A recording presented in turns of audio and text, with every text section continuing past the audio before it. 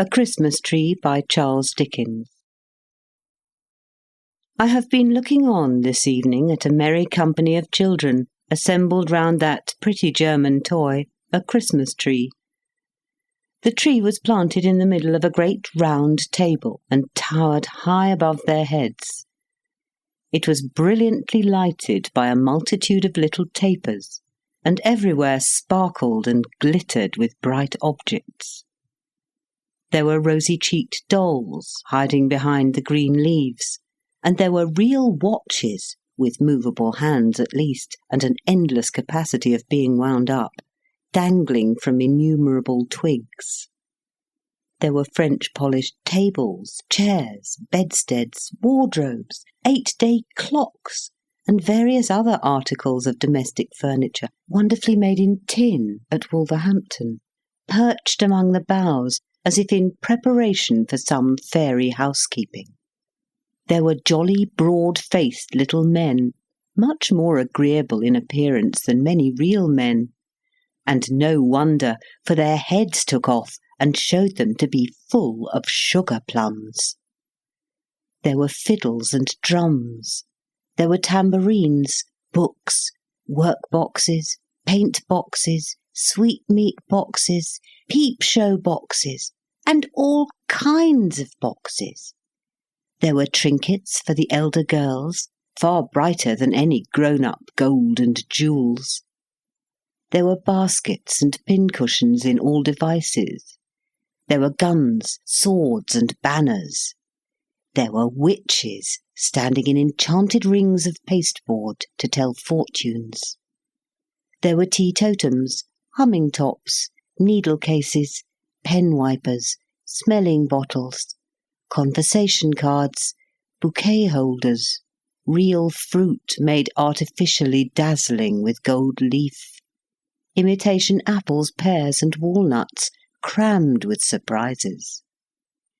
In short, as a pretty child before me delightedly whispered to another pretty child, her bosom friend, there was everything and more. This motley collection of odd objects clustering on the tree like magic fruit, and flashing back the bright looks directed towards it from every side, some of the diamond eyes admiring it were hardly on a level with the table, and a few were languishing in timid wonder on the bosoms of pretty mothers, aunts, and nurses, made a lively realization of the fancies of childhood, and set me thinking how all the trees that grow, and all the things that come into existence on the earth, have their wild adornments at that well-remembered time. Being now at home again and alone, the only person in the house awake, my thoughts are drawn back, by a fascination which I do not care to resist, to my own childhood. I begin to consider, what do we all remember best upon the branches of the Christmas tree of our own young Christmas days, by which we climbed to real life? Straight in the middle of the room, cramped in the freedom of its growth by no encircling walls or soon-reached ceiling, a shadowy tree arises, and looking up into the dreamy brightness of its top, for I observe in this tree the singular property that it appears to grow downward towards the earth, I look into my youngest Christmas recollections. All toys at first, I find. Up yonder, among the green holly and red berries, is the tumbler with his hands in his pockets, who wouldn't lie down, but whenever he was put upon the floor, persisted in rolling his fat body about, until he rolled himself still, and brought those lobster eyes of his to bear upon me, when I affected to laugh very much, but in my heart of hearts was extremely doubtful of him. Close beside him is that infernal snuff-box, out of which there sprang a demoniacal counsellor in a black gown, with an obnoxious head of hair and a red cloth mouth, wide open, who was not to be endured on any terms, but could not be put away either. for he used suddenly, in a highly magnified state, to fly out of the mammoth snuff-boxes in dreams, when least expected. Nor is the frog with cobbler's wax on his tail far off, for there was no knowing where he wouldn't jump, and when he flew over the candle and came upon one's hand with that spotted back, red on a green ground, he was horrible. The cardboard lady in a blue silk skirt, who was stood up against the candlestick to dance, and whom I see on the same branch, was milder and was beautiful. But I can't say as much for the larger cardboard man, who used to be hung against the wall and pulled by a string. There was a sinister expression in that nose of his.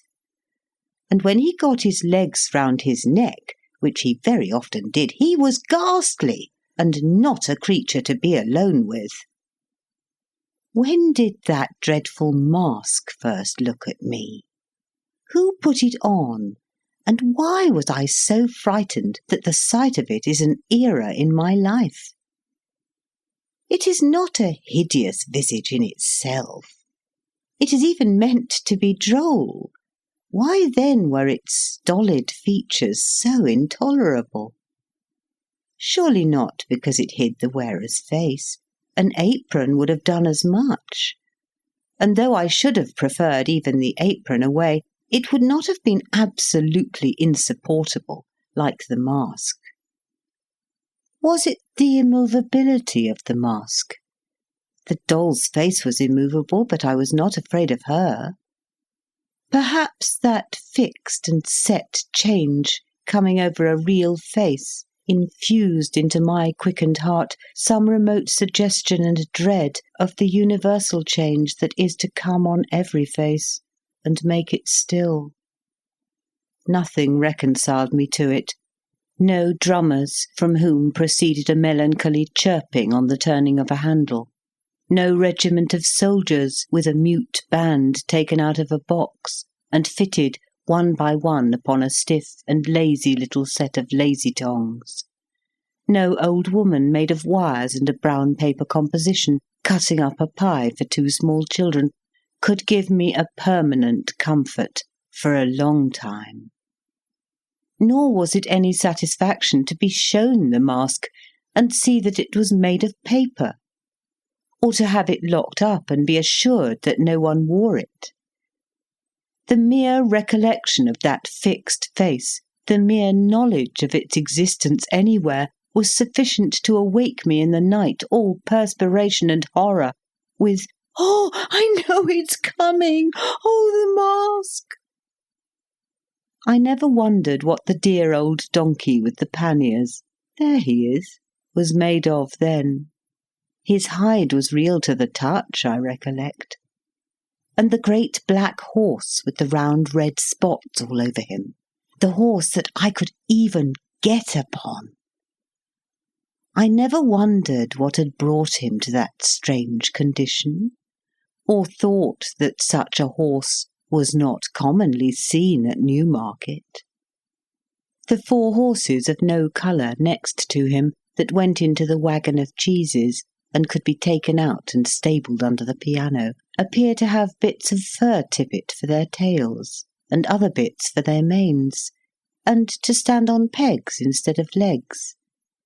But it was not so when they were brought home for a Christmas present. They were all right then. Neither was their harness unceremoniously nailed into their chests, as appears to be the case now. The tinkling works of the music cart I did find out to be made of quill toothpicks and wire, and I always thought that little tumbler in his shirt-sleeves, perpetually swarming up one side of a wooden frame and coming down head foremost on the other, rather a weak-minded person, though good-natured. But the Jacob's ladder next him, made of little squares of red wood that went flapping and clattering over one another, each developing a different picture, and the whole enlivened by small bells, was a mighty marvel and a great delight. Ah, the doll's house, of which I was not proprietor, but where I visited. I don't admire the Houses of Parliament half so much as that stone-fronted mansion with real glass windows and doorsteps and a real balcony, greener than I ever see now except at watering places, and even they afford but a poor imitation.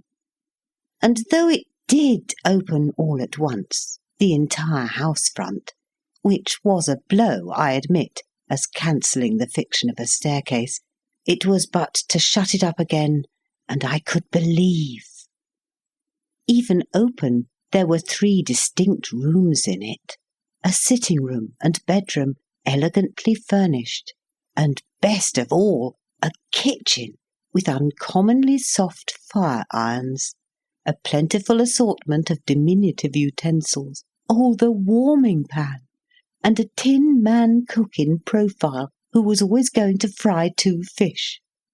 What Barmecide justice have I done to the noble feasts, wherein the set of wooden platters figured, each with its own peculiar delicacy, as a ham or turkey glued tight onto it, and garnished with something green, which I recollect as moss? Could all the temperance societies of these later days united give me such a tea-drinking as I have had through the means of yonder little set of blue crockery, which really would hold liquid? It ran out of the small wooden cask, I recollect, and tasted of matches, and which made tea nectar. And if the 2 legs of the ineffectual little sugar-tongs did tumble over one another and want purpose, like Punch's hands, what does it matter? And if I did once shriek out as a poisoned child, and strike the fashionable company with consternation by reason of having drunk a little teaspoon inadvertently dissolved in too hot tea, I was never the worse for it, except by a powder. Upon the next branches of the tree, lower down, hard by the green roller and miniature gardening tools, how thick the books begin to hang. Thin books in themselves at first, but many of them, and with deliciously smooth covers of bright red or green. What fat black letters to begin with! A was an archer and shot at a frog. Of course he was. He was an apple pie also, and there he is. He was a good many things in his time, was A, and so were most of his friends except X, who had so little versatility that I never knew him to get beyond Xerxes or Xantippe, like Y, who was always confined to a yacht or a yew tree, and Z condemned for ever to be a zebra or a zany. But now the very tree itself changes and becomes a beanstalk. The marvellous beanstalk up which Jack climbed to the giant's house. And now those dreadfully interesting double-headed giants with their clubs over their shoulders begin to stride along the boughs in a perfect throng, dragging knights and ladies home for dinner by the hair of their heads. And Jack, how noble, with his sword of sharpness and his shoes of swiftness. Again, those old meditations come upon me as I gaze up at him, and I debate within myself whether there was more than one Jack, which I am loath to believe possible, or only one genuine, original, admirable Jack, who achieved all the recorded exploits. Good for Christmas time is the ruddy colour of the cloak in which, the tree making a forest of itself for her to trip through with her basket, Little Red Riding Hood comes to me one Christmas Eve to give me information of the cruelty and treachery of that dissembling wolf who ate her grandmother without making any impression on his appetite, and then ate her after making that ferocious joke about his teeth. She was my first love. I felt that if I could have married Little Red Riding Hood, I should have known perfect bliss. But it was not to be, and there was nothing for it but to look out the wolf in the Noah's Ark there, and put him late in the procession on the table as a monster who was to be degraded. Oh, the wonderful Noah's Ark! It was not found seaworthy when put in a washing tub, and the animals were crammed in at the roof and needed to have their legs well shaken down before they could be got in, even there. And then 10 to 1 but they began to tumble out at the door, which was but imperfectly fastened with a wire latch. But what was that against it? Consider the noble fly, a size or two smaller than the elephant, the ladybird, the butterfly, all triumphs of art. Consider the goose, whose feet were so small and whose balance was so indifferent that he usually tumbled forward and knocked down all the animal creation. Consider Noah and his family, like idiotic tobacco stoppers, and how the leopard stuck to warm little fingers, and how the tails of the larger animals used gradually to resolve themselves into frayed bits of string. Hush! Again a forest, and somebody up in a tree. Not Robin Hood, not Valentine, not the Yellow Dwarf. I have passed him and all Mother Bunch's wonders without mention, but an Eastern king, with a glittering scimitar and turban. By Allah, 2 Eastern kings, for I see another looking over his shoulder. Down upon the grass at the tree's foot lies the full length of a coal-black giant, stretched asleep, with his head in a lady's lap, and near them is a glass box, fastened with 4 locks of shining steel, in which he keeps the lady prisoner when he is awake. I see the 4 keys at his girdle now. The lady makes signs to the 2 kings in the tree, who softly descend. It is the setting in of the bright Arabian Nights. Oh, now all common things become uncommon and enchanted to me. All lamps are wonderful, all rings are talismans. Common flower pots are full of treasure, with a little earth scattered on the top. Trees are for Ali Baba to hide in. Beefsteaks are to throw down into the Valley of Diamonds, that the precious stones may stick to them and be carried by the eagles to their nests, whence the traders with loud cries will scare them. Tarts are made according to the recipe of the vizier's son of Bassorah, who turned pastry cook after he was set down in his drawers at the gate of Damascus. Cobblers are all Mustafas, and in the habit of sewing up people cut into 4 pieces, to whom they are taken blindfold. Any iron ring let into stone is the entrance to a cave which only waits for the magician and the little fire and the necromancy that will make the earth shake. All the dates imported come from the same tree as that unlucky date with whose shell the merchant knocked out the eye of the genie's invisible son. All olives are of the stock of that fresh fruit concerning which the commander of the faithful overheard the boy conduct the fictitious trial of the fraudulent olive merchant. All apples are akin to the apple purchased, with 2 others, from the Sultan's gardener for 3 sequins, and which the tall black slave stole from the child. All dogs are associated with the dog, really a transformed man, who jumped upon the baker's counter and put his paw on the piece of bad money. All rice recalls the rice which the awful lady, who was a ghoul, could only peck by grains because of her nightly feasts in the burial place. My very rocking horse, there he is, with his nostrils turned completely inside out, indicative of blood, should have a peg in his neck, by virtue thereof to fly away with me, as the wooden horse did with the Prince of Persia, in the sight of all his father's court. Yes, On every object that I recognise among those upper branches of my Christmas tree, I see this fairy light.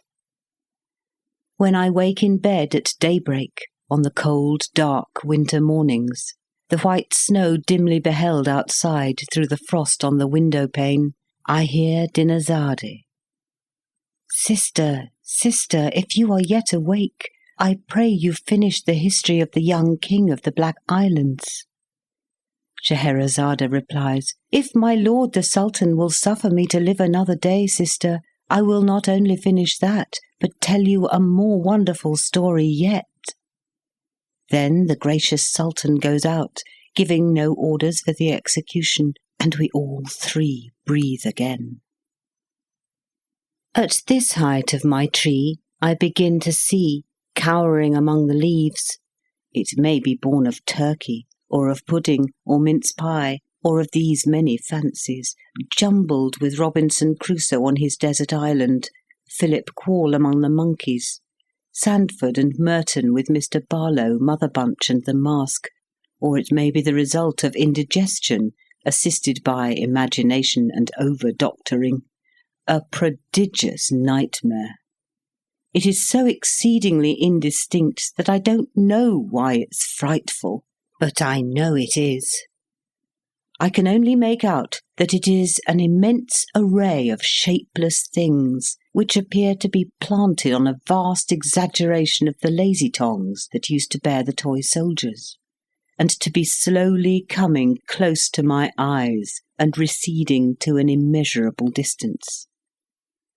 When it comes closest, it is worse. In connection with it, I descry remembrances of winter nights incredibly long, of being sent early to bed as a punishment for some small offence, and waking in 2 hours with a sensation of having been asleep 2 nights, of the laden hopelessness of morning ever dawning, and the oppression of a weight of remorse. And now I see a wonderful row of little lights rise smoothly out of the ground before a vast green curtain. Now a bell rings, a magic bell, which still sounds in my ears unlike all other bells, and music plays amidst a buzz of voices and a fragrant smell of orange peel and oil.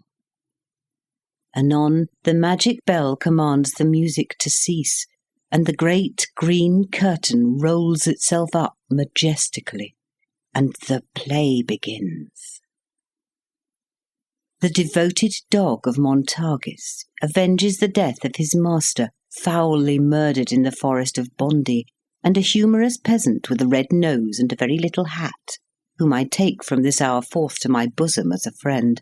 I think he was a waiter or an ostler at a village inn, but many years have passed since he and I have met, remarks that the sassagacity of that dog is indeed surprising.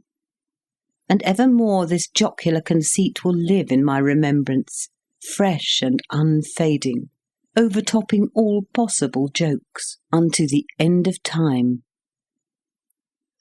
Or now I learn with bitter tears how poor Jane Shaw, dressed all in white, and with her brown hair hanging down, went starving through the streets. Or how George Barnwell killed the worthiest uncle that ever man had, and was afterwards so sorry for it that he ought to have been let off. Comes swift to comfort me the pantomime, stupendous phenomenon, when clowns are shot from loaded mortars into the great chandelier, bright constellation that it is, when harlequins, covered all over with scales of pure gold, twist and sparkle like amazing fish, when Pantaloon, whom I deem it no irreverence to compare in my own mind to my grandfather, puts red-hot pokers in his pocket and cries, "Here's somebody coming!" or taxes the clown with petty larceny by saying, "Now I saw'd you do it!" When everything is capable with the greatest ease of being changed into anything, and nothing is but thinking makes it so. Now, too, I perceive my first experience of the dreary sensation, often to return in afterlife, of being unable next day to get back to the dull, settled world, of wanting to live for ever in the bright atmosphere I have quitted, of doting on the little fairy with the wand like a celestial barber's pole, and pining for a fairy immortality along with her.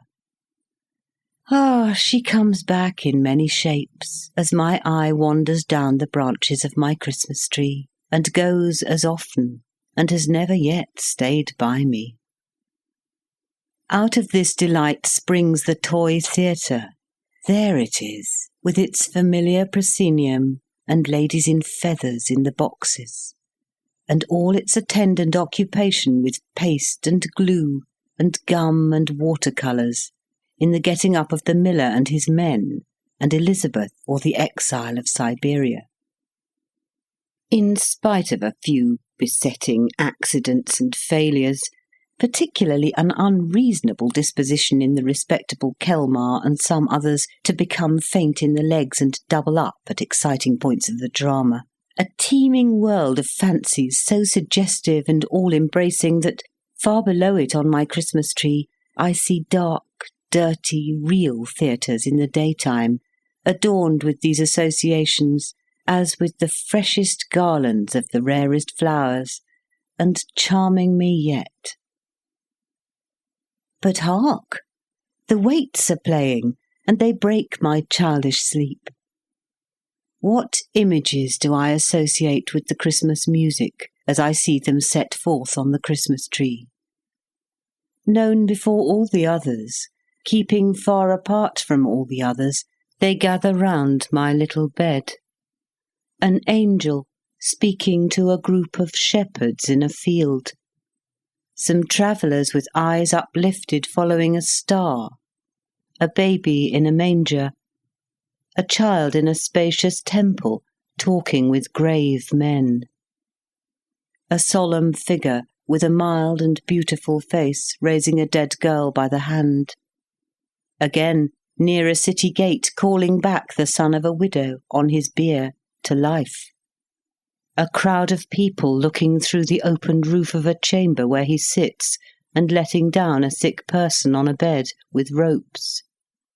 The same, in a tempest, walking on the water to a ship.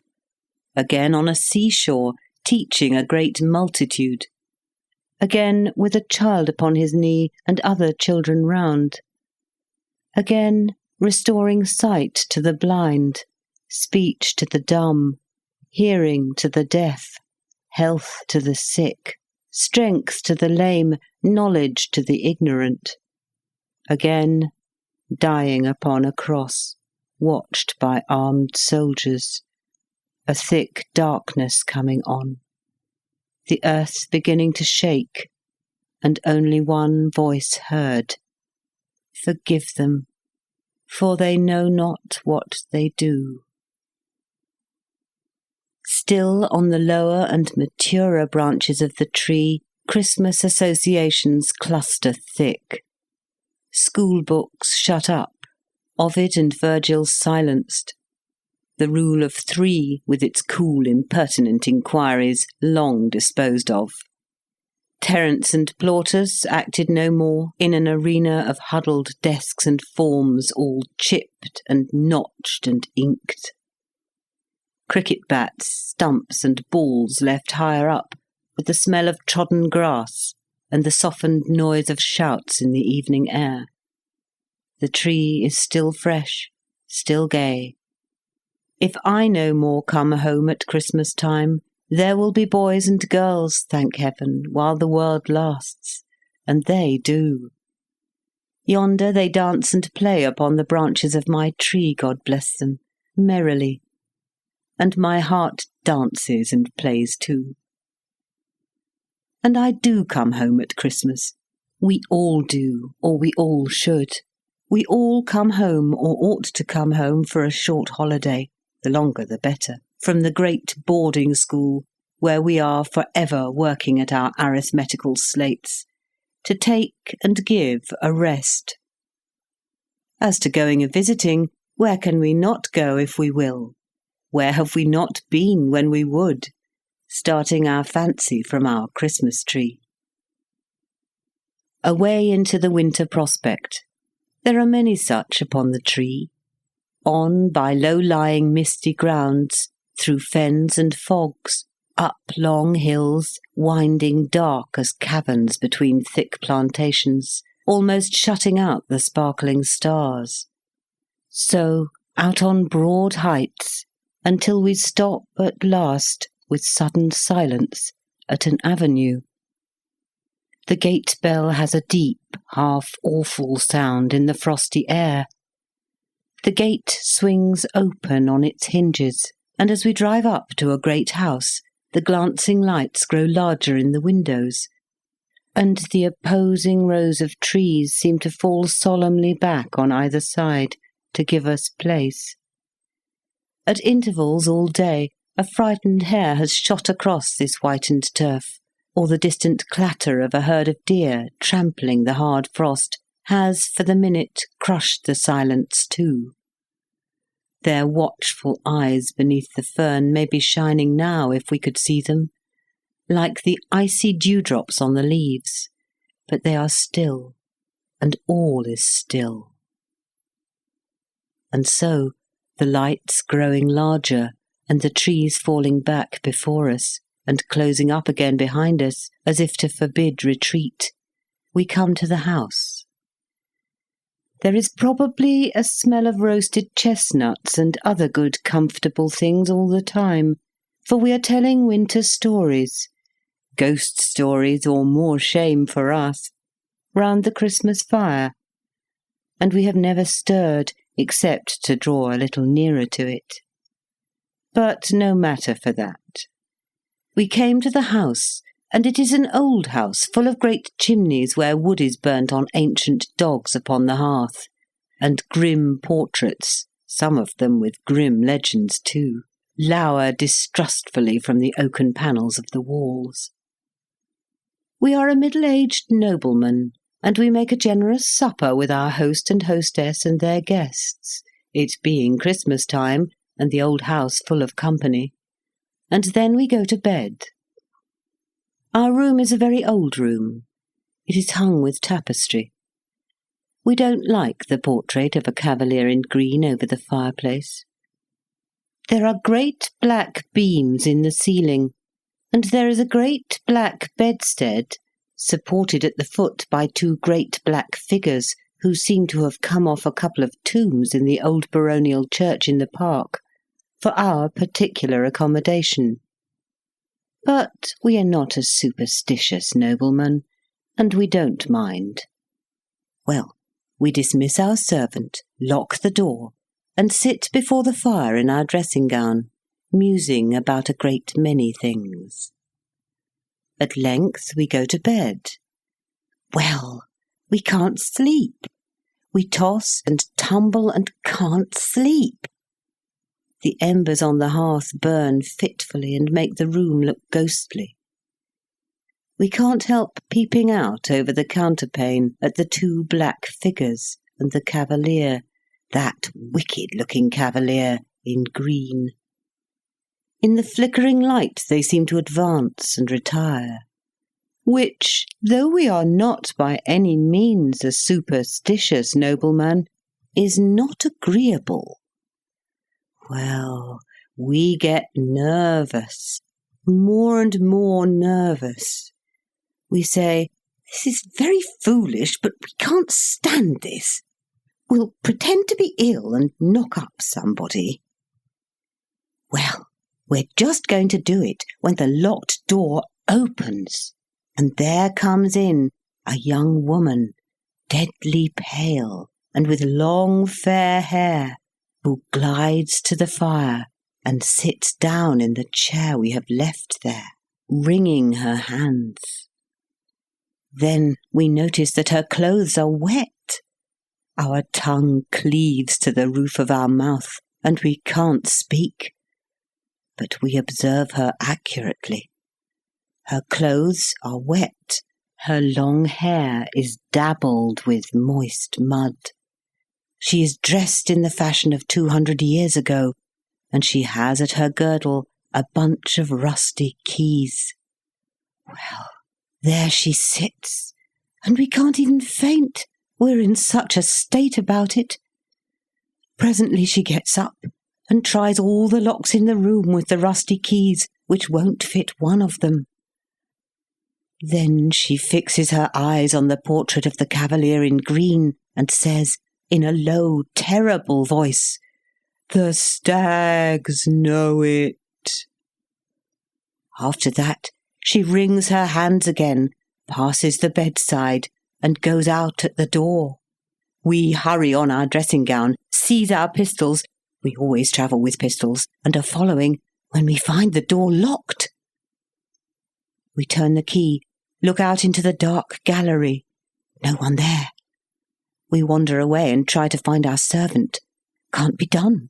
We pace the gallery till daybreak, then return to our deserted room, fall asleep, and are awakened by our servant. Nothing ever haunts him. And the shining sun. Well, we make a wretched breakfast, and all the company say we look queer.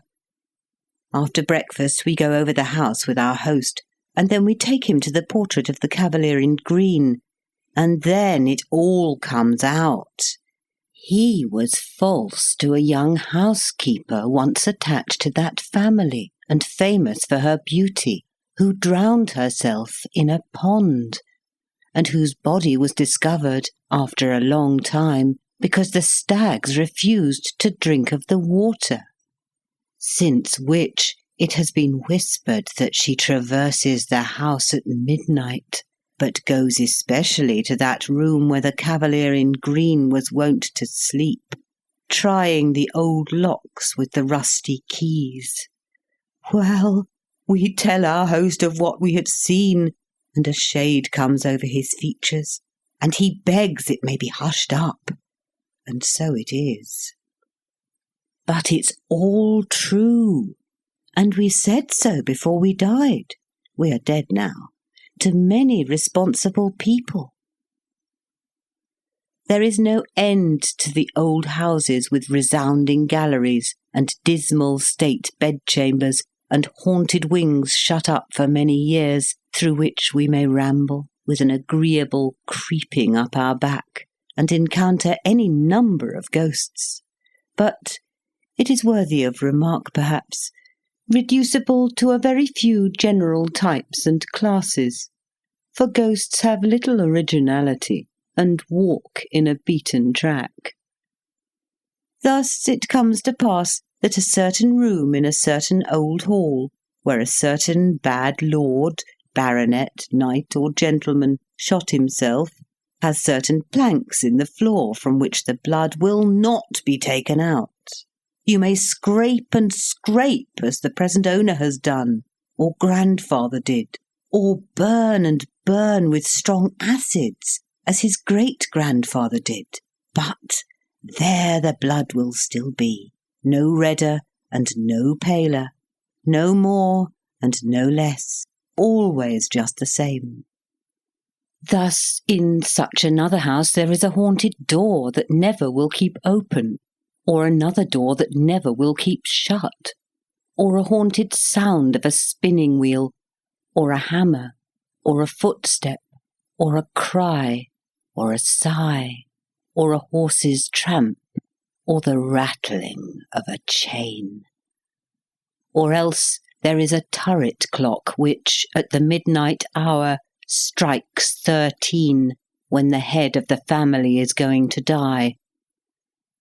Or a shadowy, immovable black carriage, which at such a time is always seen by somebody, waiting near the great gates in the stable-yard. Or thus it came to pass how Lady Mary went to pay a visit at a large wild house in the Scottish Highlands, and being fatigued with her long journey, retired to bed early, and innocently said next morning at the breakfast table, "How odd to have so late a party last night in this remote place, and not to tell me of it before I went to bed." Then everyone asked Lady Mary what she meant. Then Lady Mary replied, "Why, all night long the carriages were driving round and round the terrace underneath my window." Then the owner of the house turned pale, and so did his lady, and Charles MacDoodle of Macdoodle signed to Lady Mary to say no more, and everyone was silent. After breakfast, Charles MacDoodle told Lady Mary that it was a tradition in the family that those rumbling carriages on the terrace betokened death. And so it proved, for 2 months afterwards the lady of the mansion died. And Lady Mary, who was a maid of honour at court, often told this story to the old Queen Charlotte, by this token that the old king always said, "Eh? What? Ghosts? Ghosts? No such thing, no such thing," and never left off saying so until he went to bed. Or a friend of somebody's whom most of us know, when he was a young man at college, had a particular friend with whom he made the compact that, if it were possible for the spirit to return to this earth after its separation from the body, he of the twain who first died should reappear to the other. In course of time this compact was forgotten by our friend, the 2 young men having progressed in life and taken diverging paths that were wide asunder. But one night, many years afterwards, our friend being in the north of England, and staying for the night in an inn on the Yorkshire moors, happened to look out of bed, and there, in the moonlight, leaning on a bureau near the window, steadfastly regarding him, saw his old college friend. The appearance being solemnly addressed, replied in a kind of whisper, but very audibly, "Do not come near me. I am dead. I am here to redeem my promise. I come from another world, but may not disclose its secrets." Then the whole form becoming paler, melted, as it were, into the moonlight, and faded away. Or there was the daughter of the first occupier of the picturesque Elizabethan house, so famous in our neighbourhood. You have heard about her? No? Why, she went out one summer evening at twilight, when she was a beautiful girl, just 17 years of age, to gather flowers in the garden, and presently came running, terrified, into the hall to her father, saying, "Oh, dear father, I have met myself!" He took her in his arms, and told her it was fancy. But she said, "Oh, no, I met myself in the broad walk, and I was pale and gathering withered flowers, and I turned my head and held them up." And that night she died. And a picture of her story was begun, though never finished, and they say it is somewhere in the house to this day, with its face to the wall. Or the uncle of my brother's wife was riding home on horseback one mellow evening at sunset, when, in a green lane close to his own house, he saw a man standing before him, in the very centre of a narrow way. "Why does that man in the cloak stand there?" he thought. "Does he want me to ride over him?" But the figure never moved. He felt a strange sensation at seeing it so still, but slackened his trot and rode forward. When he was so close to it as almost to touch it with his stirrup, his horse shied, and the figure glided up the bank in a curious, unearthly manner, backward, and without seeming to use its feet, and was gone. The uncle of my brother's wife, exclaiming, "Good heaven! It's my cousin Harry from Bombay," put spurs to his horse, which was suddenly in a profuse sweat, and wondering at such strange behaviour, dashed round to the front of his house. There he saw the same figure just passing in at the long French window of the drawing-room, opening on the ground, He threw his bridle to a servant and hastened in after it. His sister was sitting there alone. "Alice, where's my cousin Harry?" "Your cousin Harry, John?" "Yes, from Bombay. I met him in the lane just now and saw him enter here. This instant." Not a creature had been seen by anyone, and in that hour and minute, as it afterwards appeared, this cousin died in India. Or it was a certain sensible old maiden lady who died at 99 and retained her faculties to the last, who really did see the orphan boy, a story which has often been incorrectly told, but of which the real truth is this, because it is, in fact, a story belonging to our family, and she was a connection of our family. When she was about 40 years of age, and still an uncommonly fine woman, her lover died young, which was the reason why she never married, though she had many offers. She went to stay at a place in Kent, which her brother, an Indian merchant, had newly bought. There was a story that this place had once been held in trust by the guardian of a young boy, who was himself the next heir, and who killed the young boy by harsh and cruel treatment. She knew nothing of that. It has been said that there was a cage in her bedroom in which the guardian used to put the boy. There was no such thing. There was only a closet. She went to bed, made no alarm whatever in the night, and in the morning said composedly to her maid when she came in, "Who is the pretty, forlorn-looking child who has been peeping out of that closet all night?" The maid replied by giving a loud scream and instantly decamping. She was surprised, but she was a woman of remarkable strength of mind, and she dressed herself and went downstairs, and closeted herself with her brother.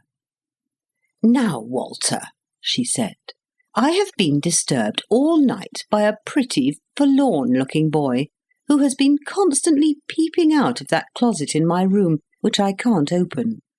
This is some trick." "I'm afraid not, Charlotte," said he, "for it is the legend of the house. It is the orphan boy. What did he do?"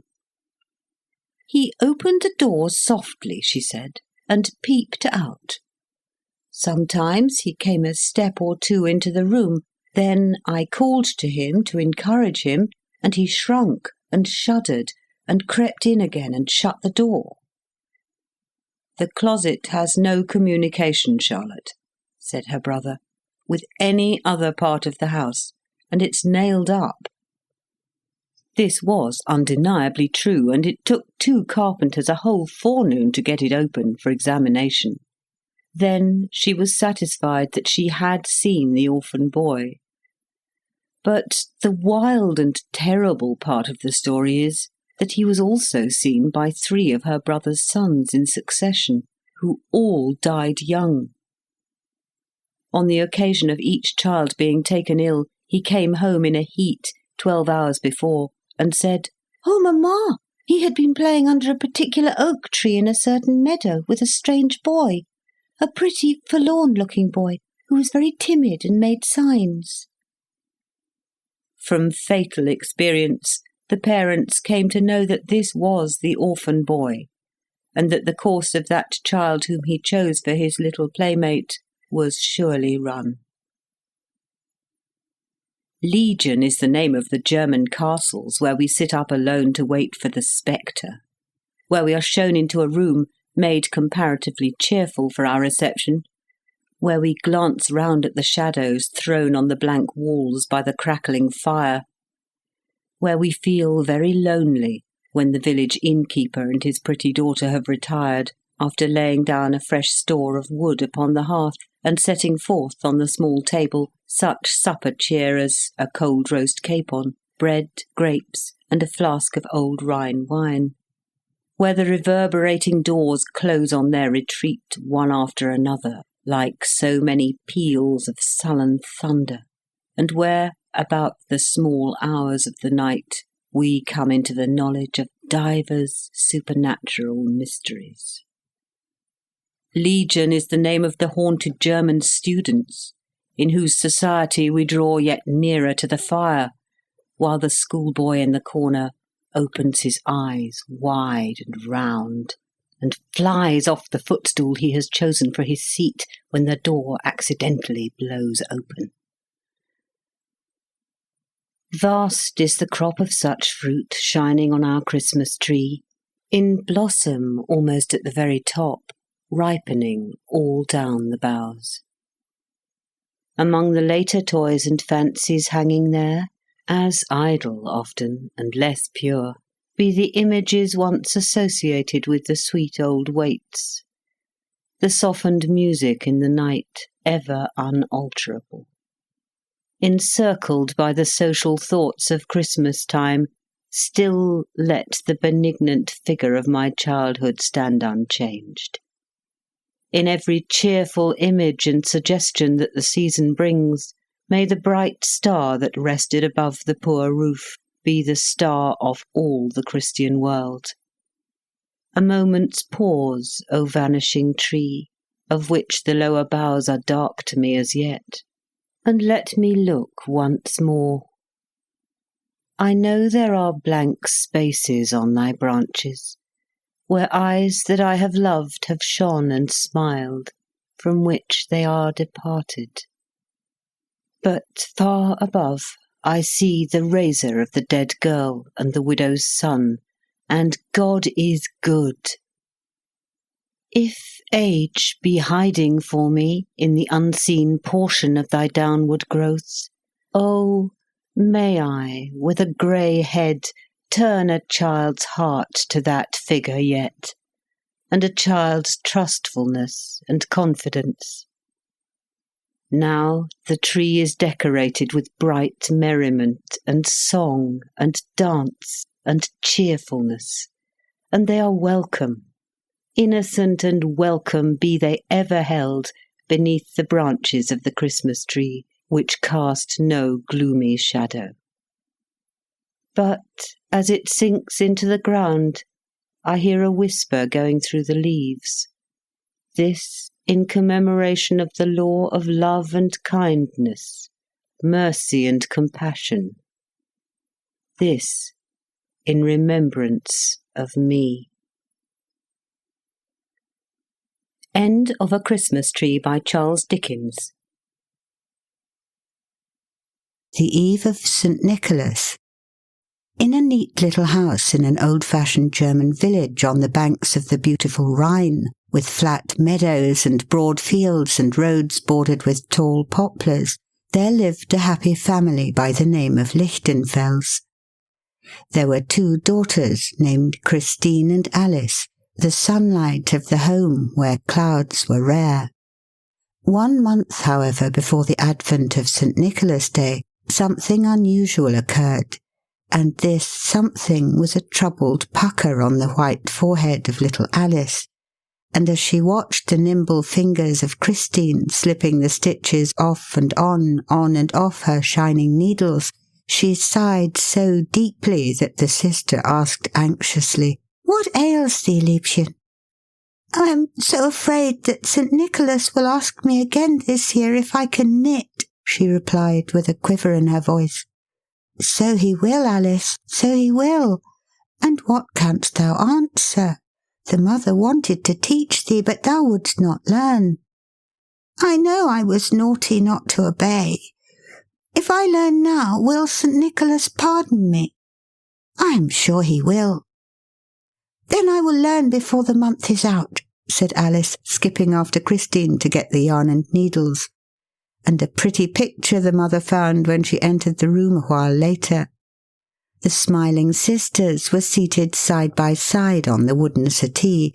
Christine's arms were half bared, for it was one of those warm October days which with us will call the squirrel and the bee from out their winter home, and her fair head was bowed until it almost touched the flaxen locks of the child, her face eager and flushed as she guided the awkward little fingers through the stitches that seemed so determined to drop out of line.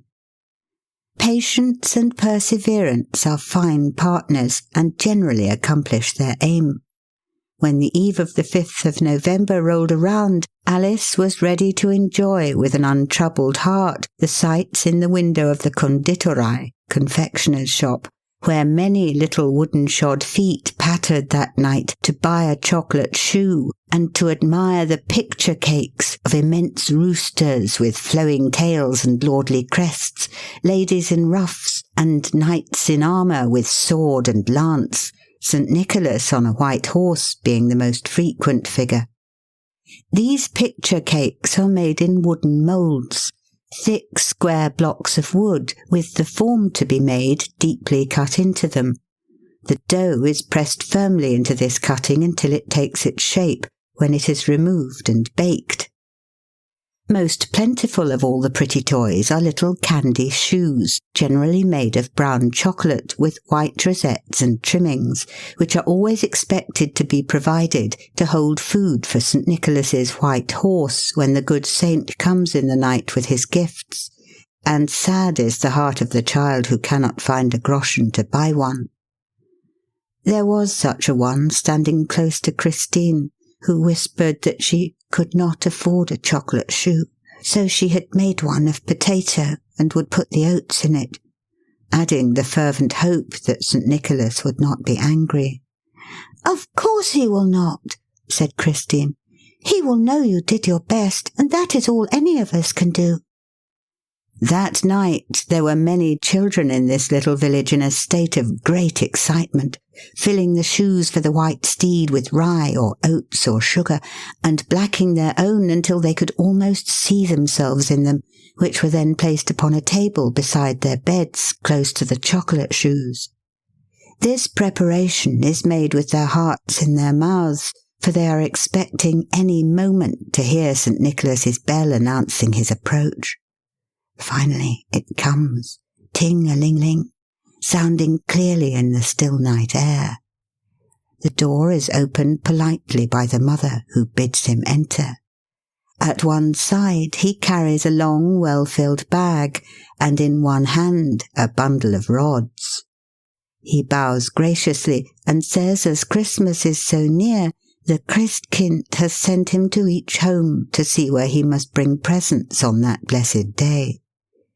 He asks the trembling Alice, who clings to her mother's arm, whether she has yet learned to knit, and a smile passes over his face when she almost shrieks out in her excitement and earnestness, "Yes, yes, good St. Nicholas!" He then assures her that she and all the good children will find a gift from out his well-filled sack beside their beds in the morning, which will be as a promise to them that on Christmas Eve the Christ-child will bring more beautiful presents. The day scarcely dawns before the village children begin to peep around, and alas for the naughty ones who find only a bundle of sticks. The good boys and girls, however, are delighted with the picture cakes that adorn the little stand at their bedside. Laid carefully across the top of Alice's shoe is a large cake made in the shape of a stocking, marked "For the little girl who has learned the useful art of knitting." And the potato shoe in a poorer part of the village is filled with the sweetest of sweets, and a card lay beside it, upon which was written, "She did the best she could." When Christmas Day came, with all its hopes and fears for the childish heart, the promises of St. Nicholas were fulfilled. The Christ-child remembered the good with bounteous and beauteous gifts, and the birch rods left by old Pelt's Nicol, we may believe, kept the naughty children in order the next year. But, you know, that is not the most acceptable goodness which grows out of a desire of reward or fear of punishment. May the glad Christmas find you and keep you good, because it is right to be good. End of the Eve of St. Nicholas. Grandmother's Christmas Story. Henrietta and Roland and Frank were spending the holidays at grandmother's, and among the many gifts for the children there was a book full of pictures for Henrietta, and her brown head was bent over it very earnestly for at least 10 minutes, and she exclaimed, "Bringing in the Yule log. What does that mean, Grandmother?" And Grandmother replied, it was an ancient English custom to have a log cut from the largest tree in the park on the last day of the Christmas holidays, and on the following Christmas Eve it was dragged in and placed upon the immense dogs on either side of the wide hearth. Those who dragged it in sang the while a carol commencing, "Come bring with a noise, my merry, merry boys, the Christmas log to the firing." It was then kindled with a brand from last year's Christmas fire that had been kept for the purpose, and with the light of this huge Yule log, the great hall or dining apartment would be in a rich, warm glow. "How perfectly lovely!" cried the impulsive Roland, springing upon Grandmother's lap and giving her a quick little hug, while Henrietta and Frank drew near with eager faces. "Please tell us more. Can't you tell us a story?" said Henrietta, "either about Christmas or New Year's?" "And let it begin when I was a little girl," said Roland. "That's just like Roland," said Frank. "He would always rather a story should commence when I was a little girl, or boy, than once upon a time." "Well, suppose I commence once upon a time when I was a little girl," said Grandmother, smiling at the three satisfied nods. "Once upon a time when I was a little girl, I spent the holidays with my parents in England, visiting some dear friends.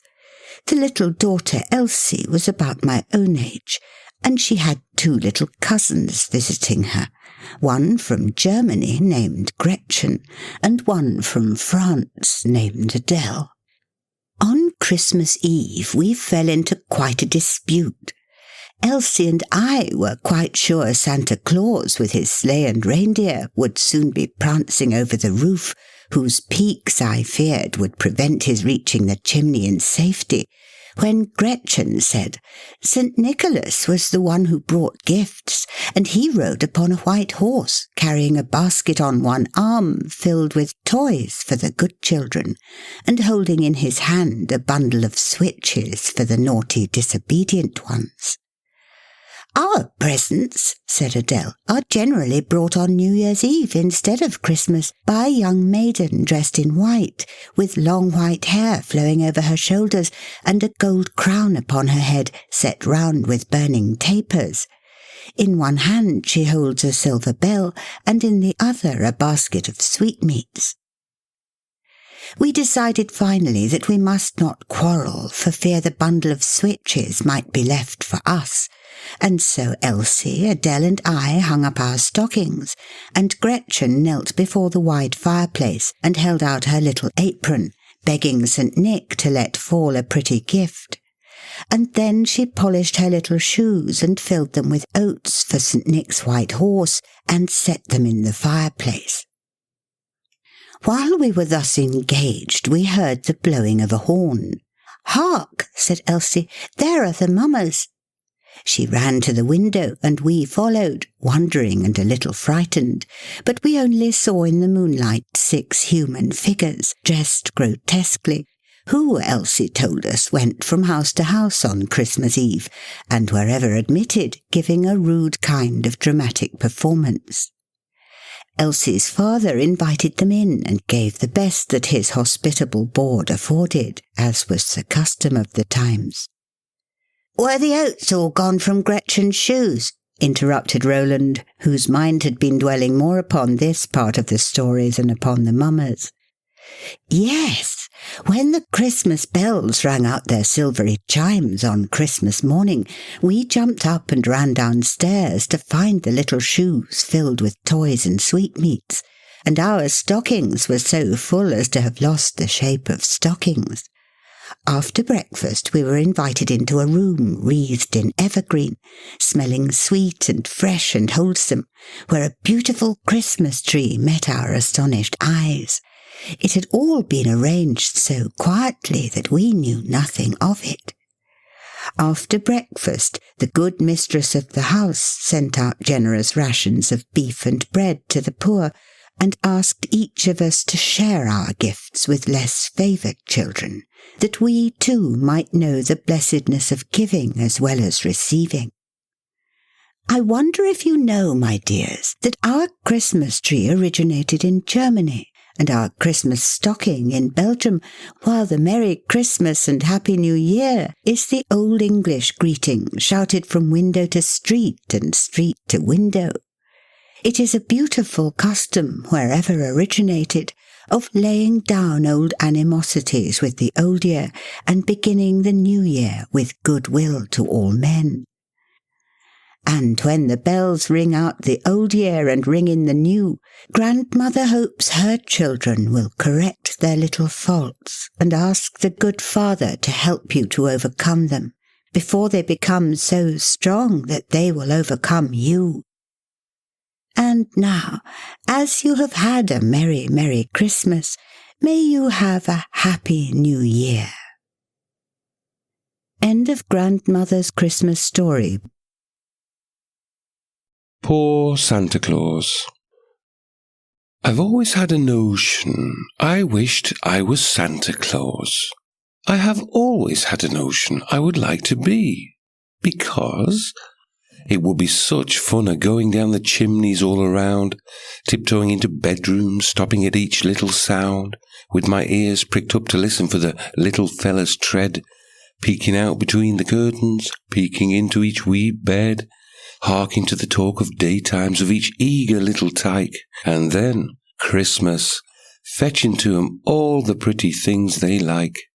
I have always had a notion I would like to get his mail, and read every little letter till the stars got dim and pale. Every morning I imagine he gets just the quaintest pile of wee notes, that it's no wonder that he always wears a smile. But I've also got a notion, just a sort of faint surmise, I can see a little sorrow way back in his laughing eyes, and it's that there look of sorrow gets me feeling glad, because I'm only me, and do not have to be Santa Claus. I'm a fool, for when the presents had been scattered everywhere, and been clasped to breasts of babies with knights' tangles in their hair, when 'twas the day after Christmas, the morn after Christmas morn, with the glad girls with their dollies, with the boys each with a horn, with the sun a-shining brightly, and with glorious New Year's Day seeming to wait for us laughing only just a week away, I would turn from it a-sighing, put my empty knapsack by, and wish I could take my smile off, and go off somewhere and cry.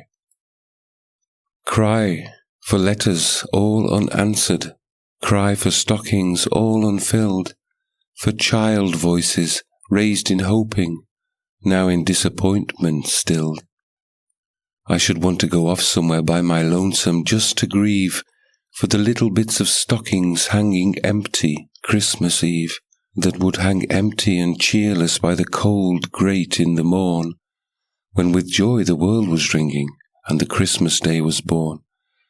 I would feel bad for the babies with their little cheeks tear-wet, standing, grieving Christmas morning, thinking Santa could forget.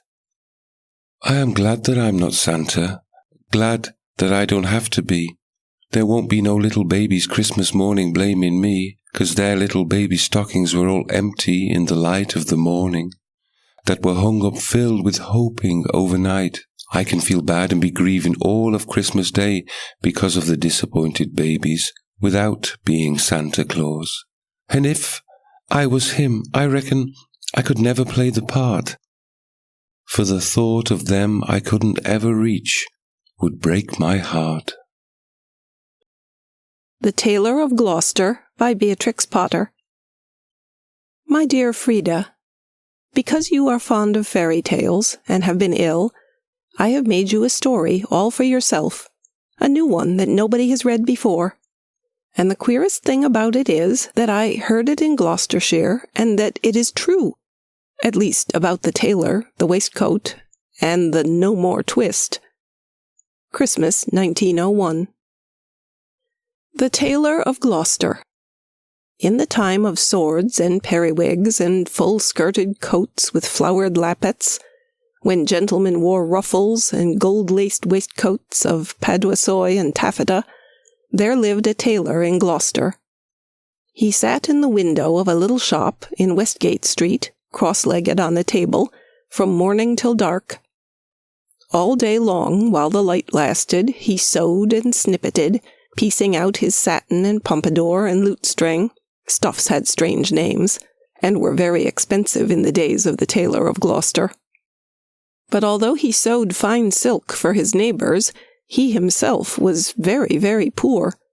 A little old man in spectacles, with a pinched face, old crooked fingers, and a suit of threadbare clothes. He cut his coats without waste, according to his embroidered cloth. They were very small ends and snippets that lay about on the table, 2 narrow breadths for naught except waistcoats for mice, said the tailor. One bitter cold day, near Christmas time, the tailor began to make a coat of cherry-colored corded silk, embroidered with pansies and roses, and a cream-colored satin waistcoat, trimmed with gauze and green worsted chenille, for the mayor of Gloucester. The tailor worked and worked, and he talked to himself. He measured the silk, and turned it round and round, and trimmed it into shape with his shears. The table was all littered with cherry-colored snippets. No breadth at all, and cut on the cross. It is no breadth at all. Tippets for mice and ribbons for mobs for mice, said the Tailor of Gloucester. When the snowflakes came down against the small leaded window panes and shut out the light, the tailor had done his day's work. All the silk and satin lay cut out upon the table. There were 12 pieces for the coat, and 4 pieces for the waistcoat, and there were pocket flaps and cuffs and buttons all in order. For the lining of the coat there was fine yellow taffeta, and for the buttonholes of the waistcoat there was cherry-colored twist. And everything was ready to sew together in the morning, all measured and sufficient, except that there was wanting just 1 single skein of cherry-colored twisted silk. The tailor came out of his shop at dark, for he did not sleep there at nights. He fastened the window, and locked the door, and took away the key. No one lived there at night but little brown mice, and they run in and out without any keys. For behind the wooden wainscots of all the old houses in Gloucester, there are little mouse staircases and secret trapdoors, and the mice run from house to house through those long narrow passages. They can run all over the town without going into the streets. But the tailor came out of his shop and shuffled home through the snow. He lived quite nearby, in College Court, next the doorway to College Green, and although it was not a big house, the tailor was so poor that he only rented the kitchen. He lived alone, with his cat. It was called Simpkin. Now all day long, while the tailor was out at work, Simpkin kept house by himself. And he also was fond of the mice, although he gave them no satin for coats. "Meow," said the cat when the tailor opened the door. "Meow." The tailor replied, "Simpkin, we shall make our fortune, but I am worn to a ravelling. Take this groat, which is our last 4pence, and, Simpkin, take a china pipkin, buy a pen'orth of bread, a pen'orth of milk, and a pen'orth of sausages. And, oh, Simpkin, with the last penny of our 4pence, buy me 1 pen'orth of cherry-coloured silk. But do not lose the last penny of the 4pence, Simpkin, or I am undone and worn to a thread paper, for I have no more twist." Then Simpkin again said, "Meow," and took the groat and the pipkin, and went out into the dark. The tailor was very tired, and beginning to be ill. He sat down by the hearth, and talked to himself about that wonderful coat. "I shall make my fortune. To be cut bias, the mayor of Gloucester is to be married on Christmas Day in the morning, and he hath ordered a coat and an embroidered waistcoat to be lined with yellow taffeta, and the taffeta sufficeth. There is no more left over in snippets than will make tippets for mice." Then the tailor started, for suddenly, interrupting him from the dresser at the other side of the kitchen, came a number of little noises. Tip-tap, tip-tap, tip-tap, tip. "Now what can that be?" said the Tailor of Gloucester, jumping up from his chair. The dresser was covered with crockery and pipkins, willow-pattern plates, and teacups and mugs. The tailor crossed the kitchen and stood quite still beside the dresser, listening and peering through his spectacles. Again, from under a teacup came those funny little noises. Tip-tap, tip-tap, tip-tap, tip. "This is very peculiar," said the Tailor of Gloucester, and he lifted up the teacup, which was upside down. Out stepped a little live lady mouse, and made a curtsy to the tailor. Then she hopped away down off the dresser and under the wainscot. The tailor sat down again by the fire, warming his poor cold hands and mumbling to himself. "The waistcoat is cut out from peach-colored satin, tambour stitch, and rosebuds in beautiful floss silk. Was I wise to entrust my last fourpence to Simpkin? 1 buttonholes of cherry-colored twist." But all at once from the dresser there came other little noises. Tip-tap, tip-tap, tip-tap, tip. "This is passing extraordinary," said the Tailor of Gloucester, and turned over another teacup which was upside down. Out stepped a little gentleman mouse, and made a bow to the tailor. And then, from all over the dresser, came a chorus of little tappings, all sounding together and answering one another, like watch beetles in an old worm-eaten window shutter. Tip-tap, tip-tap, tip-tap, tip. And out from under teacups and from under bowls and basins stepped other and more little mice, who hopped away down off the dresser and under the wainscot. The tailor sat down close over the fire, lamenting, 21 buttonholes of cherry-colored silk, to be finished by noon of Saturday, and this is Tuesday evening. Was it right to let loose those mice, undoubtedly the property of Simpkin? Alack, I am undone, for I have no more twist. The little mice came out again and listened to the tailor. They took notice of the pattern of the wonderful coat. They whispered to one another about the taffeta lining and about the mouse tippets. And then, all at once, they all ran away together down the passage behind the wainscot, squeaking and calling to one another as they ran from house to house. And not one mouse was left in the tailor's kitchen when Simpkin came back with the pipkin of milk. Simpkin opened the door and bounced in, with an angry growl, like a cat that is vexed, for he hated the snow, and there was snow in his ears, and snow in his collar at the back of his neck. He put down the loaf and the sausages upon the dresser, and sniffed. "Simpkin," said the tailor, "where is my twist?" But Simpkin set down the pipkin of milk upon the dresser, and looked suspiciously at the teacups. He wanted his supper of fat little mouse. "Simpkin," said the tailor, "where is my twist?" But Simpkin hid a little parcel privately in the teapot, and spit and growled at the tailor. And if Simpkin had been able to talk, he would have asked, "Where is my mouse?" "Alack, I am undone," said the Tailor of Gloucester, and went sadly to bed.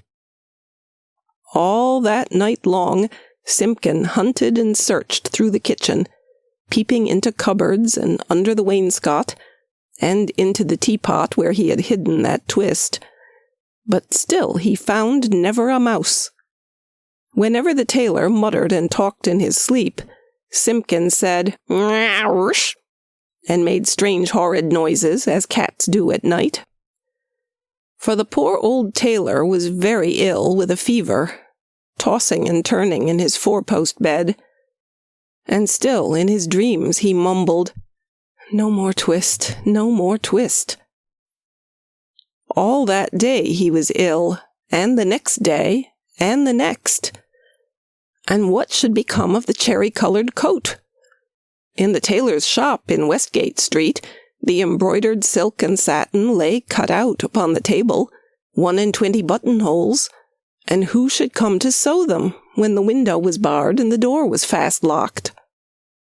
But that does not hinder the little brown mice. They run in and out without any keys through all the old houses in Gloucester. Out of doors, the market folks went trudging through the snow to buy their geese and turkeys and to bake their Christmas pies. But there would be no Christmas dinner for Simpkin and the poor old tailor of Gloucester. The tailor lay ill for 3 days and nights, and then it was Christmas Eve, and very late at night. The moon climbed up over the roofs and chimneys and looked down over the gateway into College Court. There were no lights in the windows, nor any sound in the houses. All the city of Gloucester was fast asleep under the snow. And still Simpkin wanted his mice, and he mewed as he stood beside the 4-post bed. But it is in the old story that all the beasts can talk in the night between Christmas Eve and Christmas Day in the morning, though there are very few folk that can hear them or know what it is they say. When the cathedral clock struck 12, there was an answer like an echo of the chimes, and Simpkin heard it, and came out of the tailor's door and wandered about in the snow. From all the roofs and gables and old wooden houses in Gloucester came 1,000 merry voices, singing the old Christmas rhymes, all the old songs that ever I heard of, and some that I don't know, like Whittington's bells. First and loudest the cocks cried out, "Dame, get up and bake your pies." "Oh, dilly, dilly, dilly," sighed Simpkin. And now, in a garret, there were lights and sounds of dancing, and cats came from over the way. "Hey, diddle, diddle, the cat and the fiddle. All the cats in Gloucester except me," said Simpkin. Under the wooden eaves, the starlings and sparrows sang of Christmas pies. The jackdaws woke up in the cathedral tower, and although it was the middle of the night, the throstles and robins sang. The air was quite full of little twittering tunes.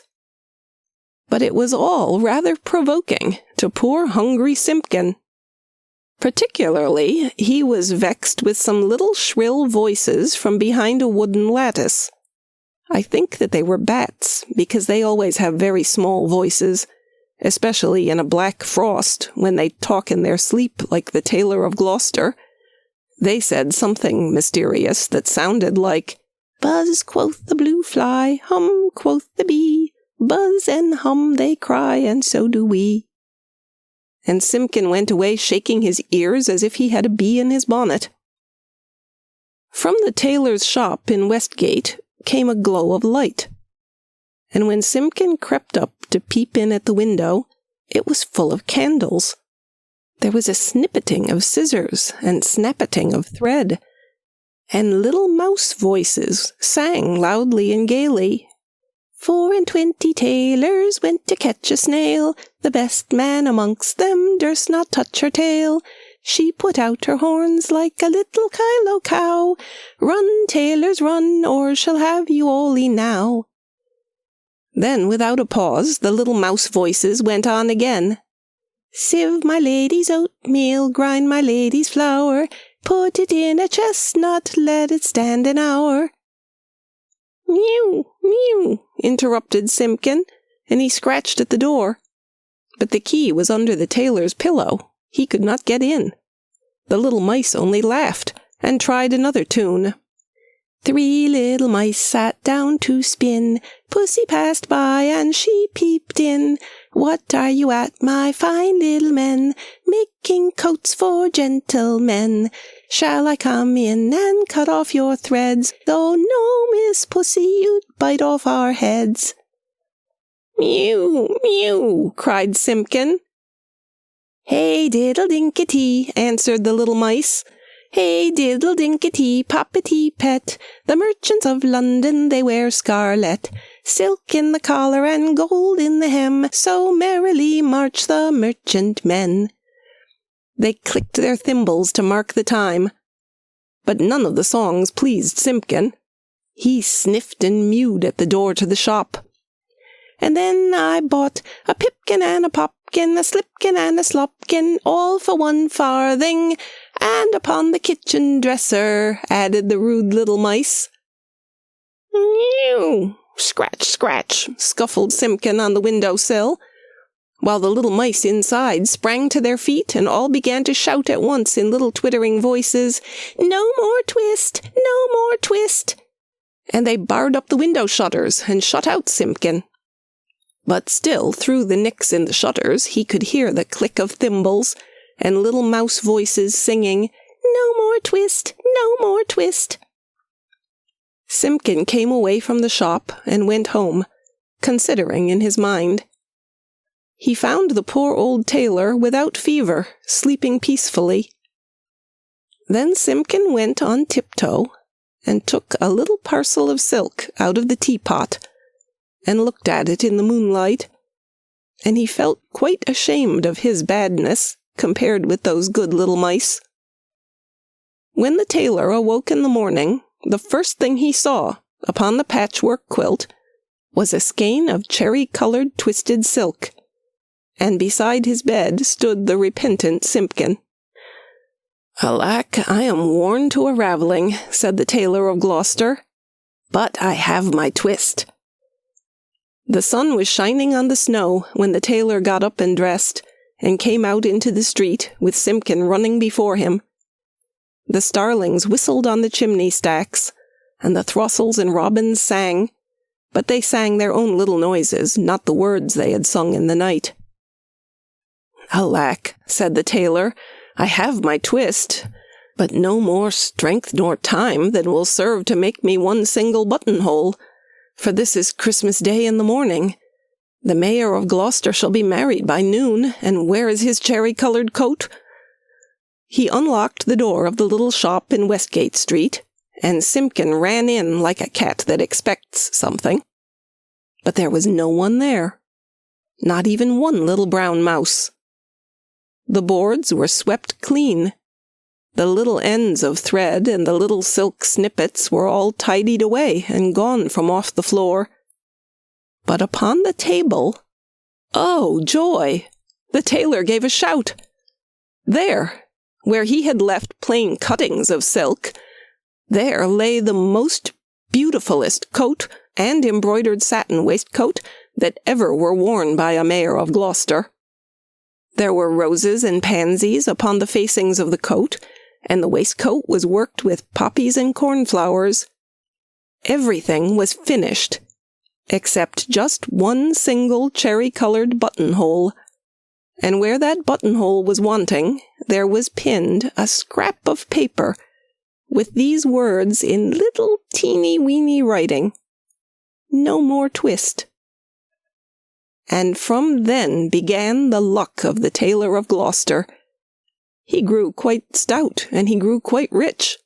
He made the most wonderful waistcoats for all the rich merchants of Gloucester, and for all the fine gentlemen of the country round.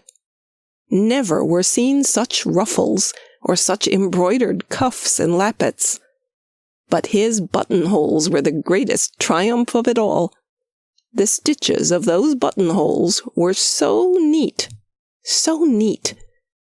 I wonder how they could be stitched by an old man in spectacles with crooked old fingers and a tailor's thimble. The stitches of those buttonholes were so small, they looked as if they had been made by little mice. Snapdragons. Mr. and Mrs. Scratch. Once upon a time there lived a certain family of the name of Scratch. It has a Russian or Polish look, and yet they most certainly lived in England. They were remarkable for the following peculiarity.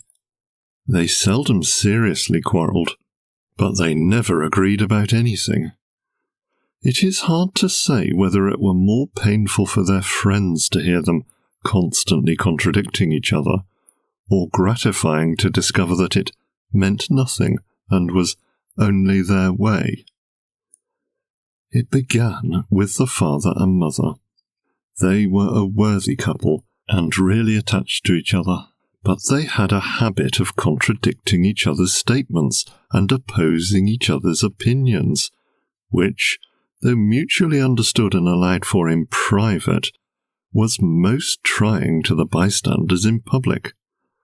If one related an anecdote, the other would break in with half a dozen corrections of trivial details of no interest or importance to anyone, the speakers included.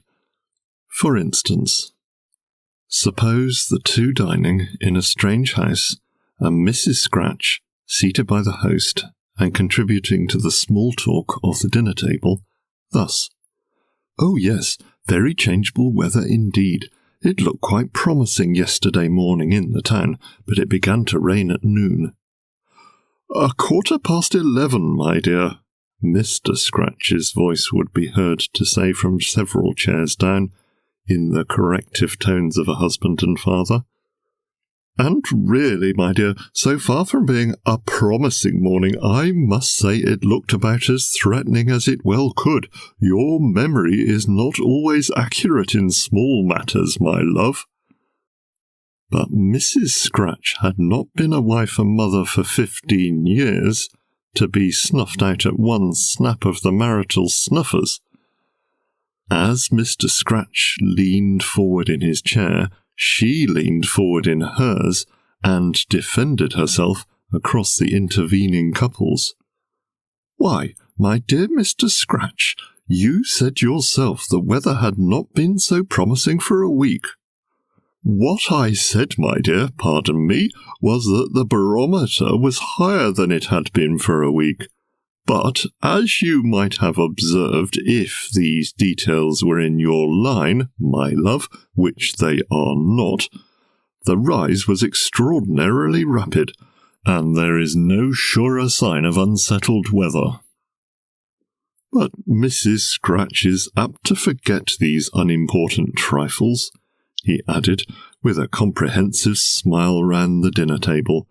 "Her thoughts are very properly absorbed by the more important domestic questions of the nursery. Now, I think that's rather unfair on Mr. Scratch's part," Mrs. Scratch would chirp, with a smile quite as affable and general as her husband's. "I'm sure he's quite as forgetful and inaccurate as I am, and I don't think my memory is at all a bad one." "You forgot the dinner hour when we were going out to dine last week, nevertheless," said Mr. Scratch. "And you couldn't help me when I asked you," was the sprightly retort. "And I'm sure it's not like you to forget anything about dinner, my dear." "The letter was addressed to you," said Mr. Scratch. "I sent it to you by Jemima," said Mrs. Scratch. "I didn't read it," said Mr. Scratch. "Well, you burnt it," said Mrs. Scratch. "And, as I always say, there's nothing more foolish than burning a letter of invitation before the day, for one is certain to forget." "I've no doubt you always do say it," Mr. Scratch remarked with a smile, "but I certainly never remember to have heard the observation from your lips, my love." "Whose memory's in fault there?" asked Mrs. Scratch triumphantly, and as at this point the ladies rose, Mrs. Scratch had the last word. Indeed, as may be gathered from this conversation, Mrs. Scratch was quite able to defend herself. When she was yet a bride, and young and timid, she used to collapse when Mr. Scratch contradicted her statements and set her stories straight in public. Then she hardly ever opened her lips without disappearing under the domestic extinguisher. But in the course of 15 years, she had learned that Mr. Scratch's bark was a great deal worse than his bite, if indeed he had a bite at all. Thus, snubs that made other people's ears tingle had no effect whatever on the lady to whom they were addressed, for she knew exactly what they were worth, and had by this time become fairly adept at snapping in return. In the days when she succumbed, she was occasionally unhappy, but now she and her husband understood each other, and having agreed to differ, they unfortunately agreed also to differ in public. Indeed, it was the bystanders who had the worst of it on these occasions. To the worthy couple themselves the habit had become second nature, and in no way affected the friendly tenor of their domestic relations. They would interfere with each other's conversation, contradicting assertions, and disputing conclusions for a whole evening, and then, when all the world and his wife thought that these ceaseless sparks of bickering must blaze up into a flaming quarrel as soon as they were alone, they would bowl amiably home in a cab, criticising the friends who were commenting upon them, and as little agreed about the events of the evening as about the details of any other events whatsoever. Yes, the bystanders certainly had the worst of it. Those who were near wished themselves anywhere else, especially when appealed to. Those who were at a distance did not mind so much. A domestic squabble at a certain distance is interesting, like an engagement viewed from a point beyond the range of guns. In such a position, one may some day be placed oneself.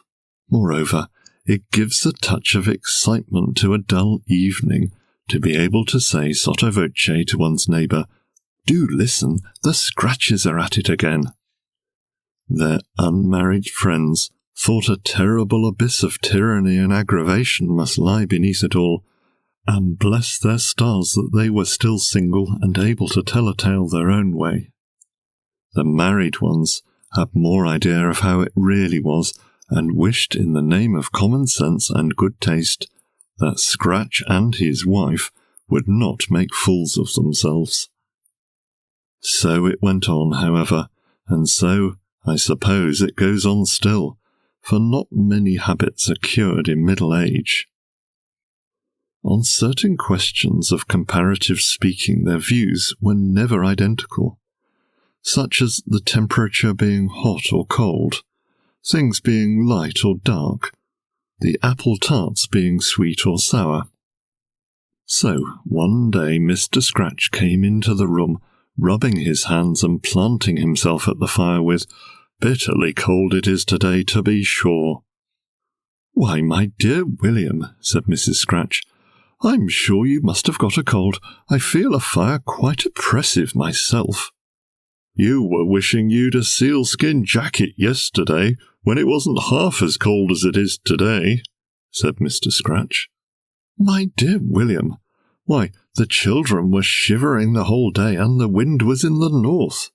"Due east, Mrs. Scratch." "I know by the smoke," said Mrs. Scratch, softly but decidedly. "I fancy I can tell an east wind when I feel it," said Mr. Scratch, jocosely to the company. "I told Jemima to look at the weathercock," murmured Mrs. Scratch. "I don't care a fig for Jemima," said her husband. On another occasion, Mrs. Scratch and a lady friend were conversing.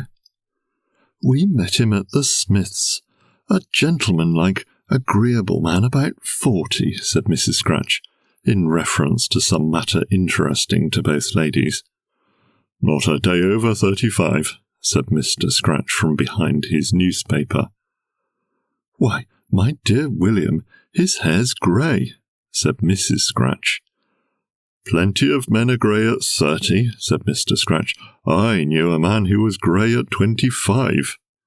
"Well, 40 or 35, it doesn't much matter, said Mrs. Scratch, about to resume her narration. 5 years matter a good deal to most people at 35, said Mr. Scratch, as he walked towards the door. "They would make a remarkable difference to me, I know."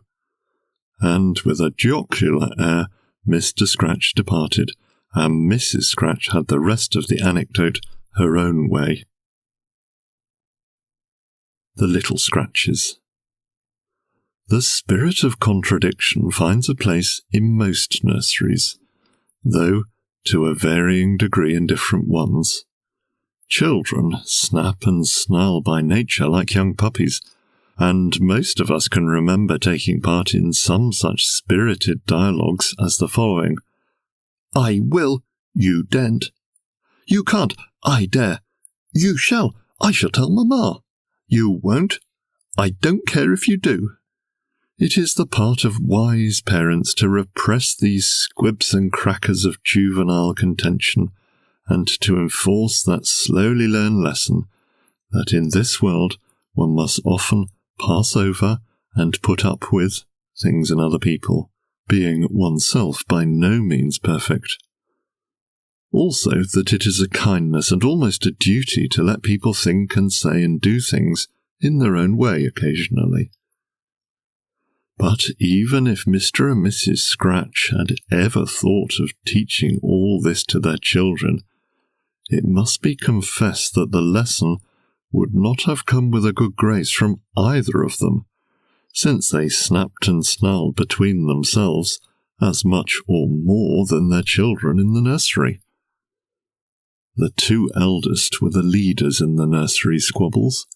Between these, a boy and a girl, a ceaseless war of words was waged from morning to night, and as neither of them lacked ready wit, and both were in constant practice, the art of snapping was cultivated by them to the highest pitch.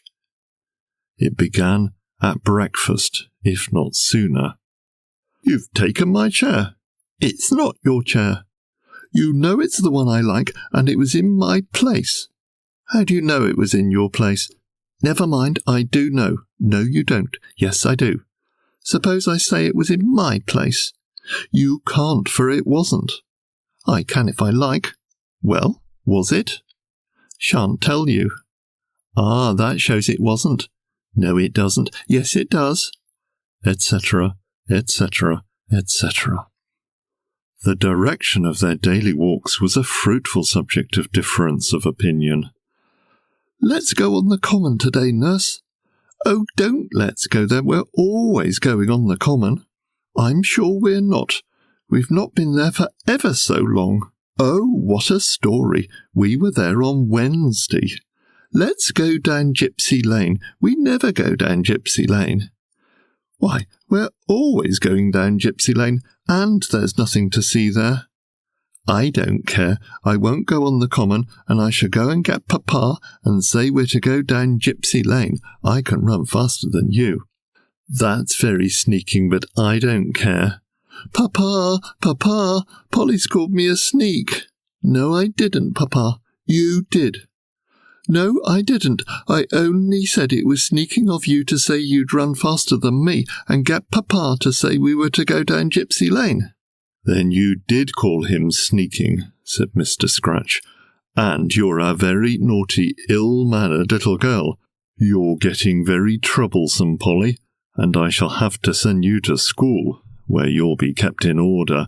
Go where your brother wishes at once. For Polly and her brother had reached an age when it was convenient, if possible, to throw the blame of all nursery differences on Polly. In families where domestic discipline is rather fractious than firm, there comes a stage when the girls almost invariably go to the wall because they will stand snubbing, and the boys will not. Domestic authority, like some other powers, is apt to be magnified on the weaker class. But Mr. Scratch would not always listen even to Harry. If you don't give it me back directly, I'll tell about your eating the 2 magnum bonums in the kitchen garden on Sunday, said Master Harry on one occasion. Tell-tale tit, your tongue shall be slit, and every dog in the town shall have a little bit, quoted his sister. Ah, you've called me a tell-tale. Now I'll go and tell Papa. You got into a fine scrape for calling me names the other day. Go then, I don't care. You wouldn't like me to go, I know. You daren't, that's what it is. I dare. Then why don't you? Oh, I am going, but you'll see what will be the end of it. Polly, however, had her own reasons for remaining stolid, and Harry started. But when he reached the landing, he paused. Mr. Scratch had especially announced that morning that he did not wish to be disturbed, and though he was a favourite, Harry had no desire to invade the dining room at this crisis. So he returned to the nursery and said with a magnanimous air, "I don't want to get you into a scrape, Polly. If you'll beg my pardon, I won't go." "I'm sure I shan't," said Polly, who was equally well informed as to the position of affairs at headquarters. "Go if you dare." "I won't if you want me not," said Harry, discreetly waiving the question of apologies. "But I'd rather you went," said the obdurate Polly. "You're always telling tales. Go and tell now if you're not afraid." So Harry went, but at the bottom of the stairs he lingered again, and was meditating how to return with most credit to his dignity, when Polly's face appeared through the banisters, and Polly's sharp tongue goaded him on. "Ah, I see you. You're stopping. You daren't go." "I dare," said Harry, and at last he went. As he turned the handle of the door, Mr. Scratch turned round. "Please, Papa," Harry began. "Get away with you," cried Mr. Scratch. "Didn't I tell you I was not to be disturbed this morning? What an But Harry had shut the door and withdrawn precipitately.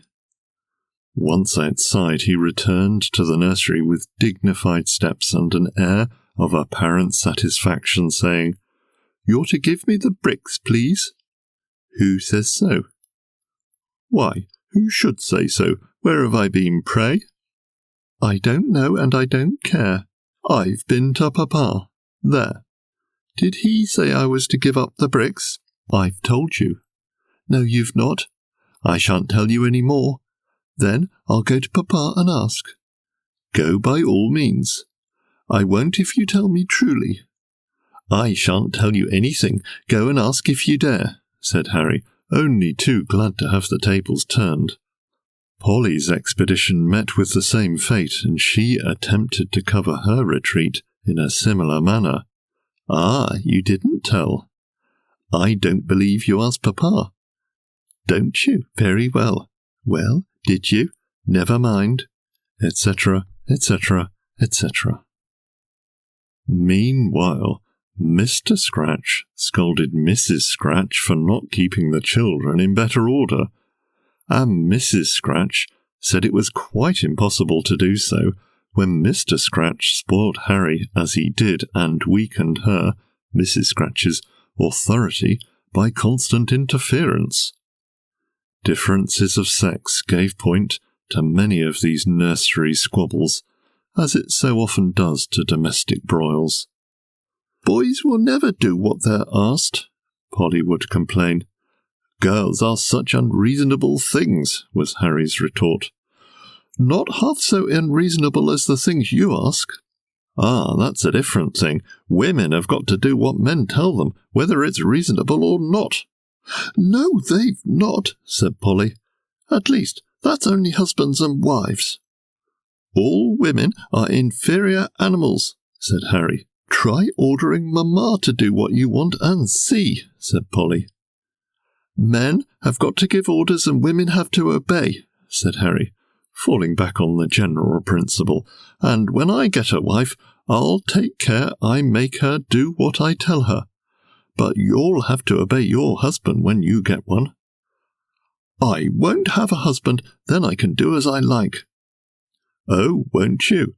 You'll try to get one, I know. Girls always want to be married." "I'm sure I don't know why," said Polly. "They must have had enough of men if they have brothers." And so they went on, ad infinitum, with ceaseless arguments that proved nothing and convinced nobody, and a continual stream of contradiction that just fell short of downright quarrelling. Indeed, there was a kind of snapping even less near to a dispute than in the cases just mentioned. The little Scratches, like some other children, were under the unfortunate delusion that it sounds clever to hear little boys and girls snap each other up with smart sayings, and old and rather vulgar plays upon words, as these. "I'll give you a Christmas box. Which ear will you have it on?" "I won't stand it." "Pray take a chair." "You shall have it tomorrow. Tomorrow never comes." And so, if a visitor kindly began to talk to one of the children, another was sure to draw near and take up all the first child's answers with smart comments, and catches that sounded as silly as they were tiresome and impertinent. And ill-mannered as this was, Mr. and Mrs. Scratch never put a stop to it. Indeed, it was only a caricature of what they did themselves. But they often said, "We can't think how it is the children are always squabbling." The Scratch's dog and the hot-tempered gentleman. It is wonderful how the state of mind of a whole household is influenced by the heads of it. Mr. Scratch was a very kind master, and Mrs. Scratch was a very kind mistress, and yet their servants lived in a perpetual fever of irritability that just fell short of discontent. They jostled each other on the back stairs, said sharp things in the pantry, and kept up a perennial warfare on the subject of the duty of the sexes with the general manservant. They gave warning on the slightest provocation. The very dog was infected by the snapping mania. He was not a brave dog, he was not a vicious dog, and no high breeding sanctioned his pretensions to arrogance. But, like his owners, he had contracted a bad habit, a trick, which made him the pest of all timid visitors, and indeed of all visitors whatsoever.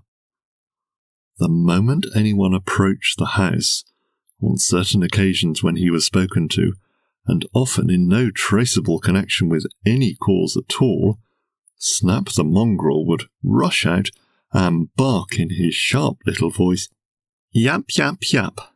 If the visitor made a stand, he would bound away sideways on his 4 little legs, but the moment the visitor went on his way again, Snap was at his heels. Yap, yap, yap. He barked at the milkman, the butcher's boy, and the baker, though he saw them every day. He never got used to the washerwoman, and she never got used to him. She said he put her in mind of that there black dog in the Pilgrim's Progress. He sat at the gate in summer and yapped at every vehicle and every pedestrian who ventured to pass on the high road. He never but once had the chance of barking at burglars, and then, though he barked long and loud, nobody got up, for they said, "It's only Snap's way." The Scratches lost a silver teapot, a Stilton cheese, and 2 electro-christening mugs on this occasion, and Mr. and Mrs. Scratch dispute who it was who discouraged reliance on Snap's warning to the present day. One Christmas time, a certain hot-tempered gentleman came to visit the Scratches, a tall, sandy, energetic young man who carried his own bag from the railway.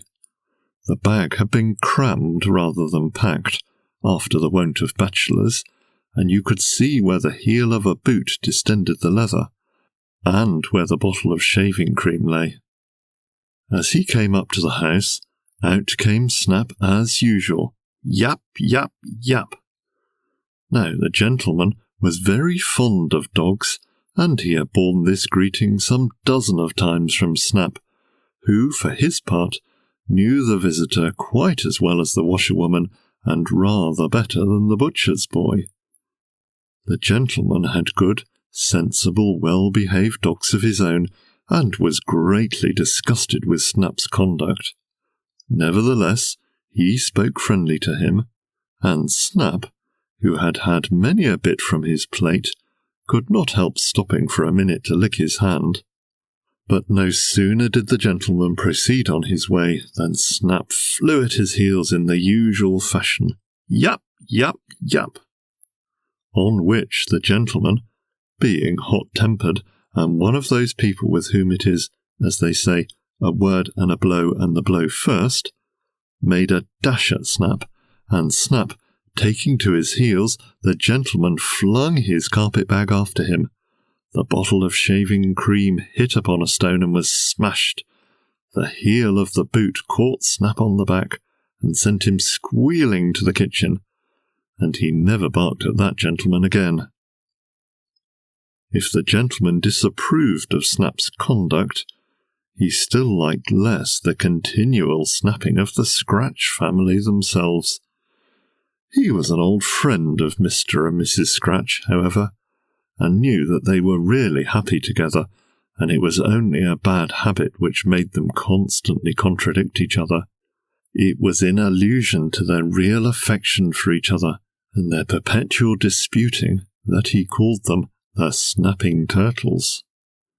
When the war of words waxed hottest at the dinner table between his host and hostess, he would drive his hands through his shock of sandy hair and say, with a comical glance out of his umber eyes, "Don't flirt, my friends, it makes a bachelor feel awkward." And neither Mr. nor Mrs. Scratch could help laughing. With the little Scratches, his measures were more vigorous. He was very fond of children and a good friend to them. He grudged no time or trouble to help them in their games and projects, but he would not tolerate their snapping up each other's words in his presence. He was much more truly kind than many visitors, who think it polite to smile at the sauciness and forwardness which ignorant vanity leads children so often to show off before strangers. These civil acquaintances only abuse both children and parents behind their backs for the very bad habits which they help to encourage. The hot-tempered gentleman's treatment of his young friends was very different. One day he was talking to Polly and making some kind inquiries about her lessons, to which she was replying in a quiet and sensible fashion, when up came Master Harry and began to display his wit by comments on the conversation, and by snapping at and contradicting his sister's remarks, to which she retorted, and the usual snap dialogue went on as usual. "Then you like music?" said the hot-tempered gentleman. "Yes, I like it very much," said Polly. "Oh, do you?" Harry broke in. "Then what are you always crying over it for?" "I'm not always crying over it." "Yes, you are." "No, I'm not. I only cry sometimes when I stick fast." "Your music must be very sticky, for you're always stuck fast." "Hold your tongue," said the hot-tempered gentleman. With what he imagined to be a very waggish air, Harry put out his tongue and held it with his finger and thumb. It was unfortunate that he had not time to draw it in again before the hot-tempered gentleman gave him a stinging box on the ear, which brought his teeth rather sharply together on the tip of his tongue, which was bitten in consequence. "It's no use speaking," said the hot-tempered gentleman, driving his hands through his hair. Children are like dogs. They are very good judges of their real friends. Harry did not like the hot-tempered gentleman a bit the less because he was obliged to respect and obey him, and all the children welcomed him boisterously when he arrived that Christmas which we have spoken of in connection with his attack on Snap. It was on the morning of Christmas Eve that the china punch bowl was broken. Mr. Scratch had a warm dispute with Mrs. Scratch as to whether it had been kept in a safe place, after which both had a brisk encounter with the housemaid, who did not know how it happened, and she, flouncing down the back passage, kicked Snap, who forthwith flew at the gardener as he was bringing in the horseradish for the beef, who stepped backwards, trod upon the cat, who spat and swore, and went up the pump with her tail as big as a fox's brush. To avoid this domestic scene, the hot-tempered gentleman withdrew to the breakfast room and took up a newspaper. By and by, Harry and Polly came in, and they were soon snapping comfortably over their own affairs in a corner. The hot-tempered gentleman's umber eyes had been looking over the top of his newspaper at them for some time before he called, "Harry, my boy," and Harry came up to him. "Show me your tongue, Harry," said he. "What for?" said Harry. "You're not a doctor." "Do as I tell you," said the hot-tempered gentleman, and, as Harry saw his hand moving, he put his tongue out with all possible haste. The hot-tempered gentleman sighed. "Ah," he said in depressed tones, "I thought so. Polly, come and let me look at yours." Polly, who had crept up during this process, now put out hers, but the hot-tempered gentleman looked gloomier still, and shook his head. "What is it?" cried both the children. "What do you mean?" And they seized the tips of their tongues in their fingers to feel for themselves. But the hot-tempered gentleman went slowly out of the room without answering, passing his hands through his hair and saying, and nodding with an air of grave foreboding. Just as he crossed the threshold, he turned back and put his head into the room. "Have you ever noticed that your tongues are growing pointed?" he asked. "No," cried the children in alarm. "Are they?" "If ever you find them becoming forked," said the gentleman in solemn tones, "let me know." With which he departed, gravely shaking his head. In the afternoon, the children attacked him again. "Do tell us what's the matter with our tongues." "You were snapping and squabbling just as usual this morning," said the hot-tempered gentleman. "Well, we forgot," said Polly. "We don't mean anything, you know. But never mind that now, please. Tell us about our tongues. What is going to happen to them?" "I am very much afraid," said the hot-tempered gentleman, in solemn, measured tones, "that you are both of you fast going to the—" "Dogs?" suggested Harry, who was learned in cant expressions. "Dogs," said the hot-tempered gentleman, driving his hands through his hair. "Bless your life, no, nothing half so pleasant. That is, unless all dogs were like Snap, which mercifully they are not. No, my sad fear is that you are both of you rapidly going to the Snapdragons." And not another word would the hot-tempered gentleman say on the subject. Christmas Eve. In the course of a few hours, Mr. and Mrs. Scratch recovered their equanimity. The punch was brewed in a jug and tasted quite as good as usual. The evening was very lively.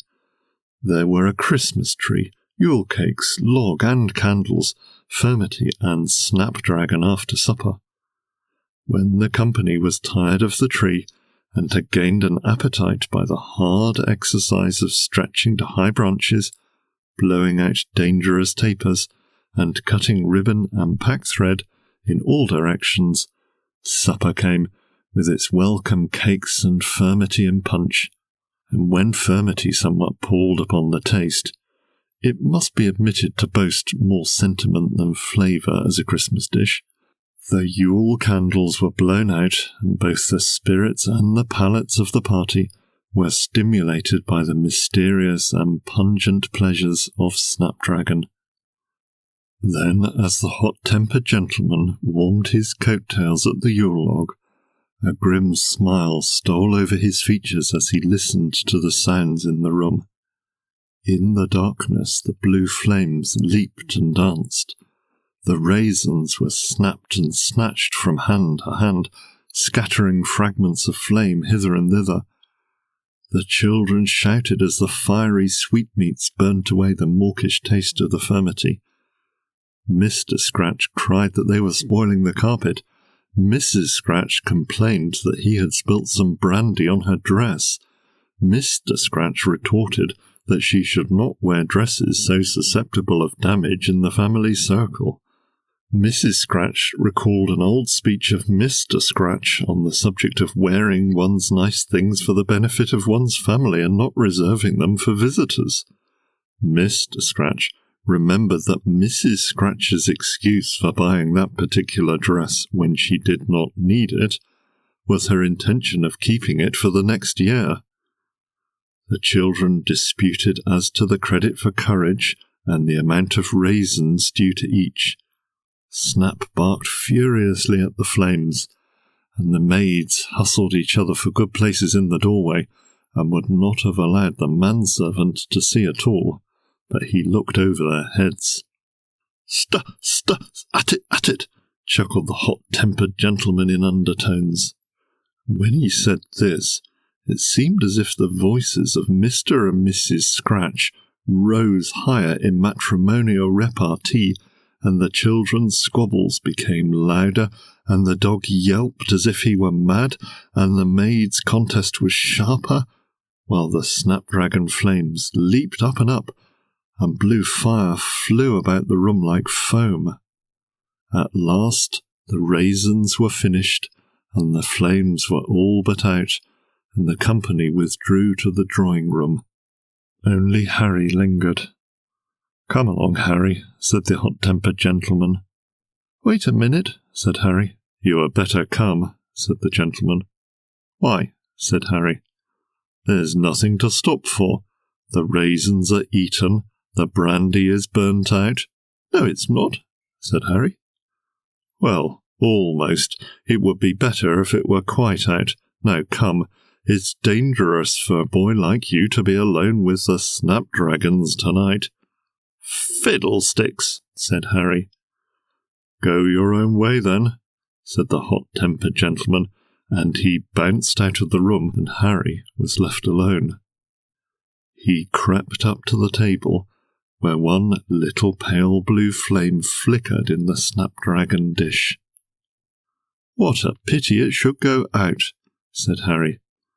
At this moment the brandy bottle on the sideboard caught his eye. "Just a little more," murmured Harry to himself, and he uncorked the bottle and poured a little brandy onto the flame. Now, of course, as soon as the brandy touched the fire, all the brandy in the bottle blazed up at once, and the bottle split to pieces, and it was very fortunate for Harry that he did not get seriously hurt. A little of the hot brandy did get into his eyes and made them smart, so that he had to shut them for a few seconds. But when he opened them again, what a sight he saw! All over the room the blue flames leaped and danced as they had leaped and danced in the soup plate with the raisins, and Harry saw that each successive flame was the fold in the long body of a bright blue dragon, which moved like the body of a snake, and the room was full of these dragons. In the face they were like the dragons one sees made of very old blue and white china, and they had forked tongues, like the tongues of serpents. They were most beautiful in colour, being sky blue. Lobsters who have just changed their coats are very handsome, but the violet and indigo of a lobster's coat is nothing to the brilliant sky blue of a snapdragon. How they leaped about! They were for ever leaping over each other like seals in play. But if it was play at all with them, it was of a very rough kind, for as they jumped they snapped and barked at each other, and their barking was like that of the barking gnu in the zoological gardens, and from time to time they tore the hair out of each other's heads with their claws and scattered it about the floor, and as it dropped it was like the flecks of flame people shake from their fingers when they are eating snapdragon raisins. Harry stood aghast. "What fun!" said a voice close by him, and he saw that one of the dragons was lying near, not joining in the game. He had lost one of the forks of his tongue by accident and could not bark for a while. "I'm glad you think it funny," said Harry. "I don't." "That's right, snap away," sneered the dragon. "You're a perfect treasure. They'll take you in with them the third round." "Not those creatures," cried Harry. "Yes, those creatures, and if I hadn't lost my bark, I'd be the first to lead you off," said the dragon. "Oh, the game will exactly suit you." "What is it, please?" Harry asked. "You better not say please to the others," said the dragon, "if you don't want to have all your hair pulled out. The game is this. You have always to be jumping over somebody else, and you must either talk or bark. If anybody speaks to you, you must snap in return. I need not explain what snapping is. You know. If anyone by accident gives a civil answer, a claw full of hair is torn out of his head to stimulate his brain. Nothing can be funnier." "I dare say it suits you capitally," said Harry, "but I'm sure we shouldn't like it. I mean, men and women and children. It wouldn't do for us at all." "Wouldn't it?" said the dragon. "You don't know how many human beings dance with dragons on Christmas Eve. If we are kept going in a house till after midnight, we can pull people out of their beds and take them to dance in Vesuvius." "Vesuvius?" cried Harry. "Yes, Vesuvius. We came from Italy originally, you know. Our skins are the colour of the Bay of Naples.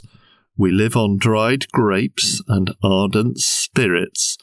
We have glorious fun in the mountains sometimes. Oh, what snapping and scratching and tearing! Delicious! There are times when the scrobbling becomes too great and Mother Mountain won't stand it, and spits us all out and throws cinders after us. But this is only at times. We had a charming meeting last year. So many human beings, and how they can snap. It was a choice party, so very select. We always have plenty of saucy children and servants, husbands and wives too, and quite as many of the former as the latter, if not more. But besides these we had 2 vestrymen, a country postmaster, who devoted his talents to insulting the public instead of learning the postal regulations, 3 cabmen and 2 fares, 2 young shopgirls from a Berlin wool shop in a town where there was no competition, 4 commercial travellers, 6 landladies, 6 Old Bailey lawyers, several widows from almshouses, 7 single gentlemen, and 9 cats who swore at everything, a dozen sulphur-coloured screaming cockatoos, a lot of street children from a town, a pack of mongrel curs from the colonies who snapped at the human beings' heels, and 5 elderly ladies in their Sunday bonnets with prayer books who had been fighting for good seats in church. "Dear me," said Harry. "If you can find nothing sharper to say than 'dear me,'" said the dragon, "you will fare badly, I can tell you.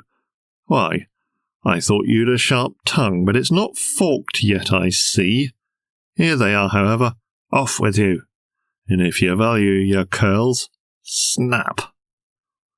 And before Harry could reply, the snapdragons came on with their third round, and as they passed, they swept Harry with them. He shuddered as he looked at his companions.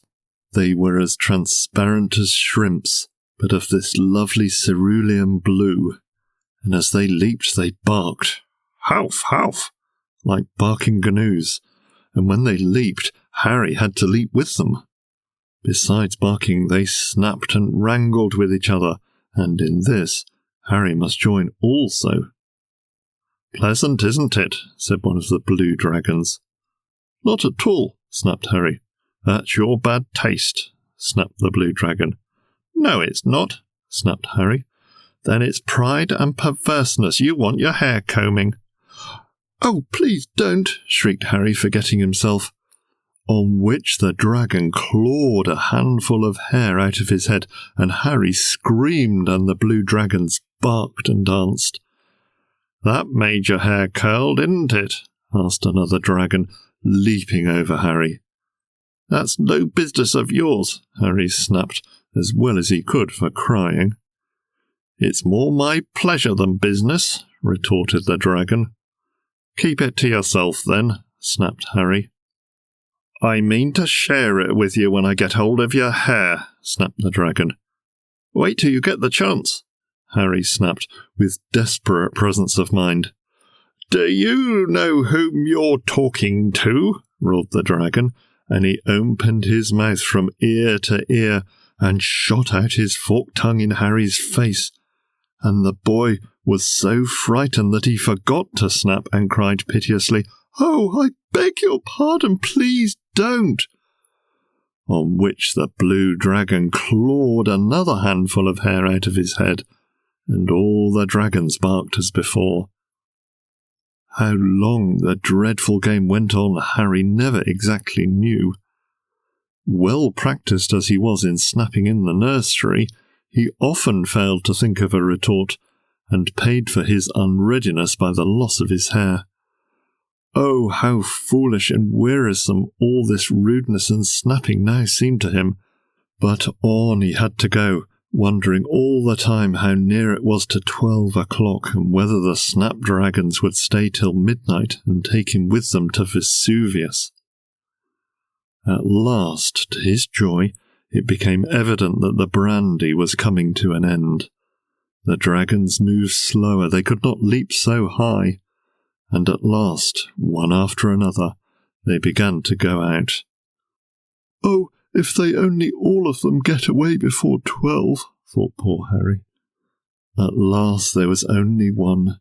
He and Harry jumped about and snapped and barked, and Harry was thinking with joy that he was the last, when the clock in the hall gave that whirring sound which some clocks do before they strike, as if it was clearing its throat.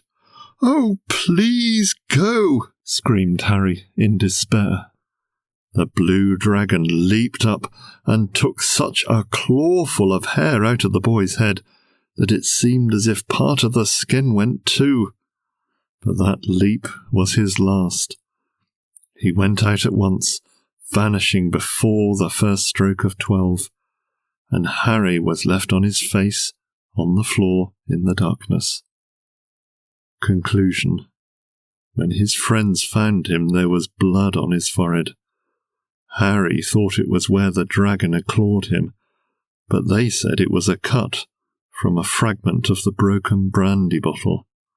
The dragons had disappeared as completely as the brandy. Harry was cured of snapping. He had had quite enough of it for a lifetime, and the catch-contradictions of the household now made him shudder. Polly had not had the benefit of his experiences, yet she improved also. In the first place, snapping, like other kinds of quarrelling, requires 2 parties to it, and Harry would never be a party to snapping any more. And when he gave civil and kind answers to Polly's smart speeches, she felt ashamed of herself and did not repeat them. In the second place, she heard about the snapdragons. Harry told her all about it, and to the hot-tempered gentleman. "Now, do you think it's true?" Polly asked the hot-tempered gentleman. Said he, driving his hands through his hair. "You know I warned you were going to the snapdragons." Harry and Polly snubbed the little ones when they snapped, and utterly discountenanced snapping in the nursery. The example and admonitions of elder children are a powerful instrument of nursery discipline, and before long there was not a sharp tongue amongst all the little scratches. But I doubt if the parents were ever cured. I don't know if they heard the story. Besides, old habits are not easily cured when one is old. I fear Mr. and Mrs. Scratch have yet got to dance with the dragons. Old Father Christmas by J.H. Ewing. Can you fancy, young people, said Godfather Garble, winking his prominent eyes and moving his feet backwards and forwards in his square shoes, so that you could hear the squeakler the half a room off.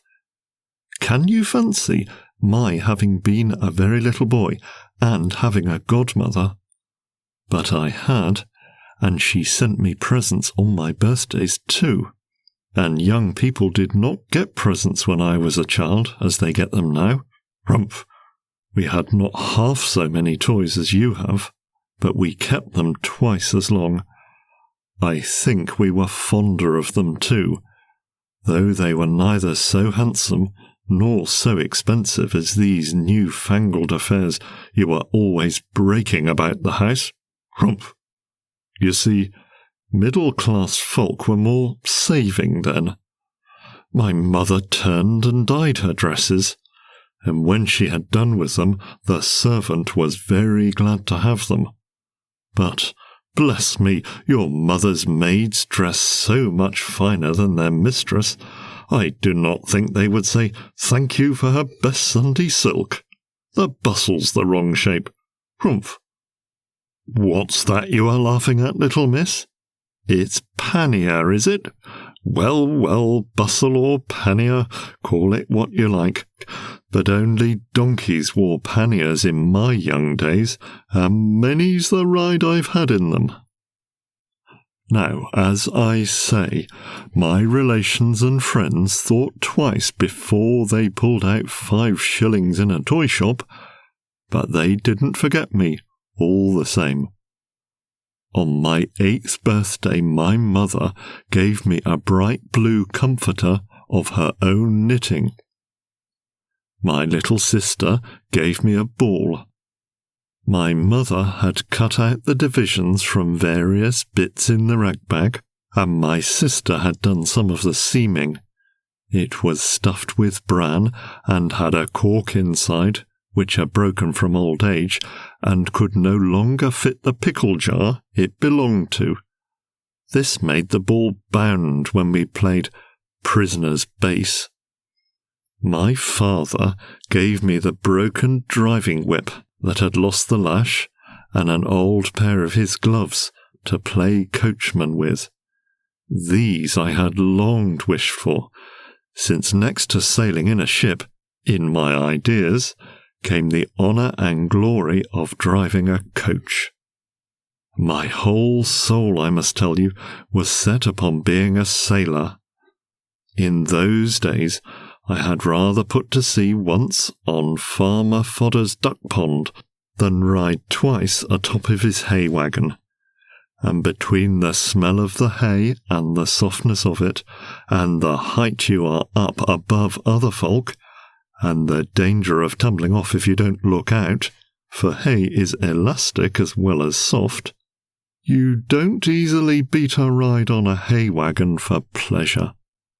But, as I say, I'd rather put to sea on the duck pond, though the best craft I could borrow was the pigsty door, and a pole to punt with, and the village boys jeering when I got aground, which was most of the time, besides the duck pond never having a wave on it worth the name, punt as you would, and so shallow you could not have got drowned in it to save your life. You're laughing now, little master, are you? But let me tell you that drowning's the death for a sailor, whatever you may think. So I've always maintained, and have given every navigable sea in the known world a chance, though here I am, after all, laid up in armchairs and feather-beds, to await for bronchitis or some other slow poison. Humph!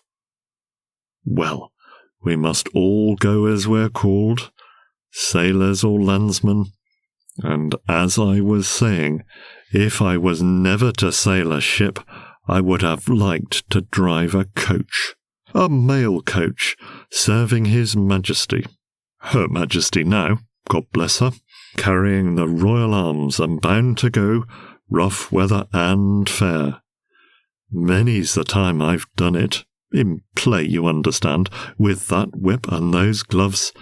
Dear, dear, the pains I took to teach my sister Patty to be a highwayman and jump out on me from the drying ground hedge in the dusk with a "Stand and deliver," which she couldn't get out of her throat for fright, and wouldn't jump hard enough for fear of hurting me.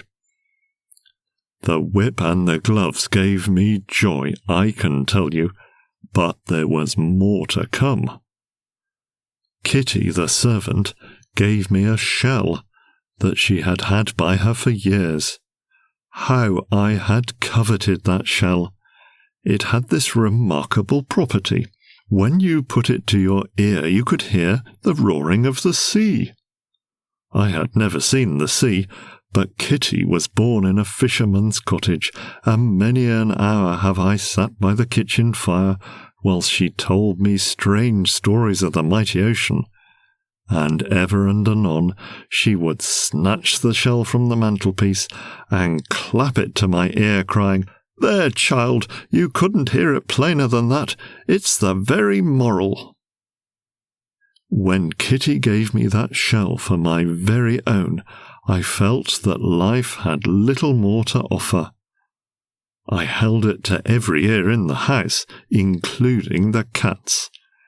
And, seeing Dick the sexton's son go by with an armful of straw to stuff Guy Fawkes, I ran out and, in my anxiety to make him share the treat and learn what the sea is like, I clapped the shell to his ear so smartly and unexpectedly that he, thinking me to have struck him, knocked me down there and then with his bundle of straw.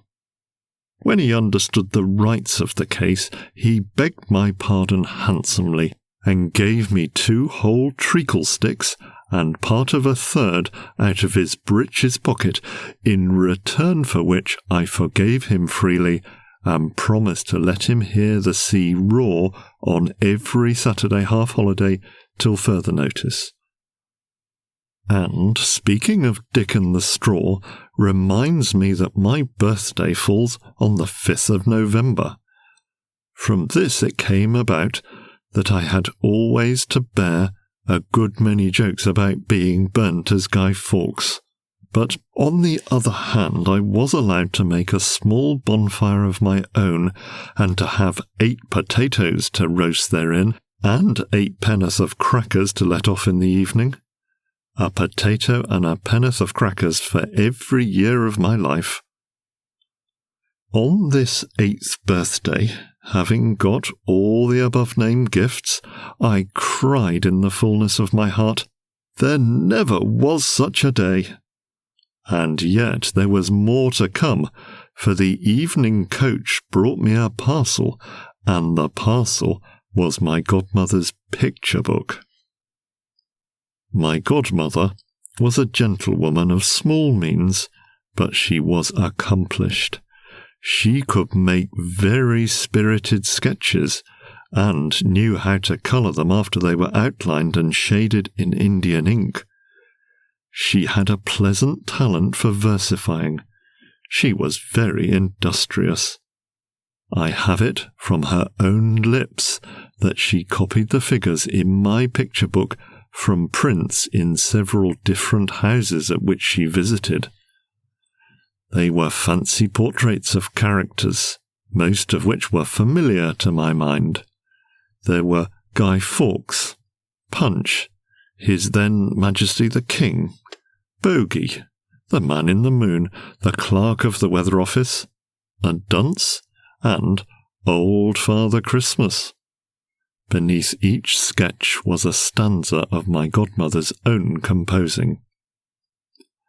My godmother was very ingenious.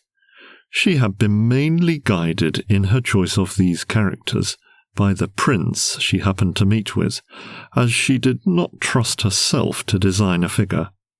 But if she could not get exactly what she wanted, she had a clever knack of tracing an outline of the attitude from some engraving and altering the figure to suit her purpose in the finished sketch. She was the soul of truthfulness, and the notes she added to the index of contents in my picture book spoke at once for her honesty in avowing obligations and her ingenuity in availing herself of opportunities. They ran thus. Number 1. Guy Fawkes, outlined from a figure of a warehouseman rolling a sherry cask into Mr. Rudd's wine vaults. I added the hat, cloak, and boots in the finished drawing. Number 2. Punch. I sketched him from the life. Number 3. His Most Gracious Majesty the King, on a quart jug bought in Cheapside. Number 4. Bogey, with bad boys in the bag on his back. Outlined from a Christian, bending under his burden in my mother's old copy of The Pilgrim's Progress. The face from Giant Despair. Number 5 and number 6. The Man in the Moon and the Clerk of the Weather Office. From a book of caricatures belonging to Dr. James. Number 7. A Dunce. From a steel engraving framed in rosewood that hangs in my Uncle Wilkinson's parlour. Number 8. Old Father Christmas. From a German book at Lady Littleham's. My sister Patty was 6 years old. We loved each other dearly. The picture book was almost as much hers as mine. We sat so long together on one big footstool by the fire, with our arms round each other and the book resting on our knees, that Kitty called down blessings on my godmother's head for having sent a volume that kept us both so long out of mischief. "If books was allus as useful as that, they do for me," said she, and though this speech did not mean much, it was a great deal for Kitty to say, since, not being herself an educated person, she naturally thought that little enough good comes of learning. Patty and I had our favourites amongst the pictures. Bogey now was a character one did not care to think about too near bedtime. I was tired of Guy Fawkes and thought that he looked more natural made of straw, as Dick did him. The dunce was a little too personal, but Old Father Christmas took our hearts by storm. We had never seen anything like him, though nowadays you may get a plaster figure of him in any toy shop at Christmas time, with hair and beard like cotton wool and a Christmas tree in his hand. The custom of Christmas trees came from Germany.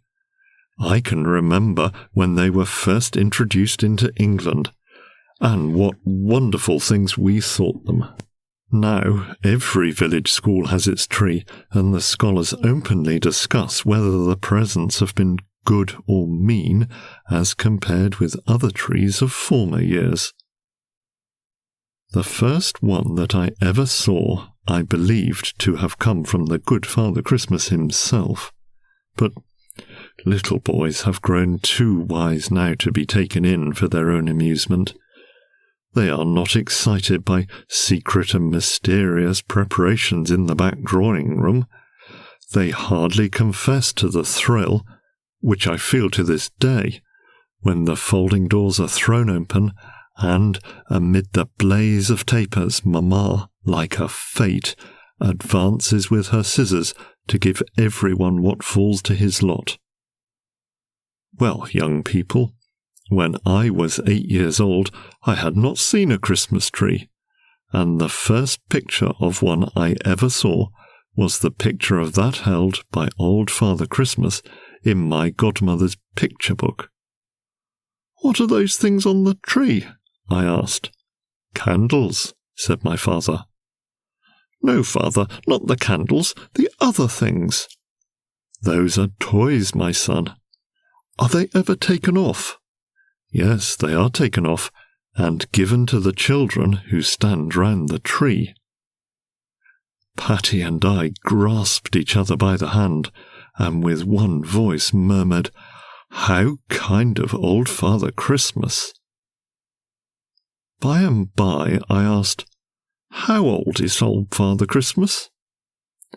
My father laughed and said, 1,830 years, child, which was then the year of our Lord, and thus 1,830 years since the first great Christmas day. "He looks very old," whispered Patty, and I, who was for my age what Kitty called Bible learned, said thoughtfully, and with some puzzledness of mind, "Then he's older than Methuselah." But my father had left the room and did not hear my difficulty. November and December went by, and still the picture book kept all its charm for Patty and me, and we pondered on and loved old Father Christmas as children can love and realize a fancy friend. To those who remember the fancies of their childhood, I need say no more. Christmas week came, Christmas Eve came. My father and mother were mysteriously and unaccountably busy in the parlour. We only had one parlour, and Patty and I were not allowed to go in. We went into the kitchen, but even here was no place of rest for us. Kitty was all over the place, as she phrased it, and cakes, mince pies, and puddings were with her.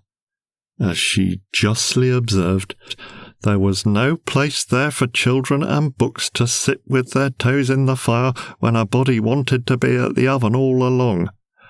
The cat was enough for her temper, she added. As to Puss, who obstinately refused to take a hint which drove her out into the Christmas frost, she returned again and again with soft steps, and a stupidity that was, I think, affected, to the warm hearth, only to fly at intervals like a football before Kitty's hasty slipper. We had more sense, or less courage. We bowed to Kitty's behests and went to the back door. Patty and I were hardy children, and accustomed to run out in all weathers without much extra wrapping up. We put Kitty's shawl over our two heads and went outside.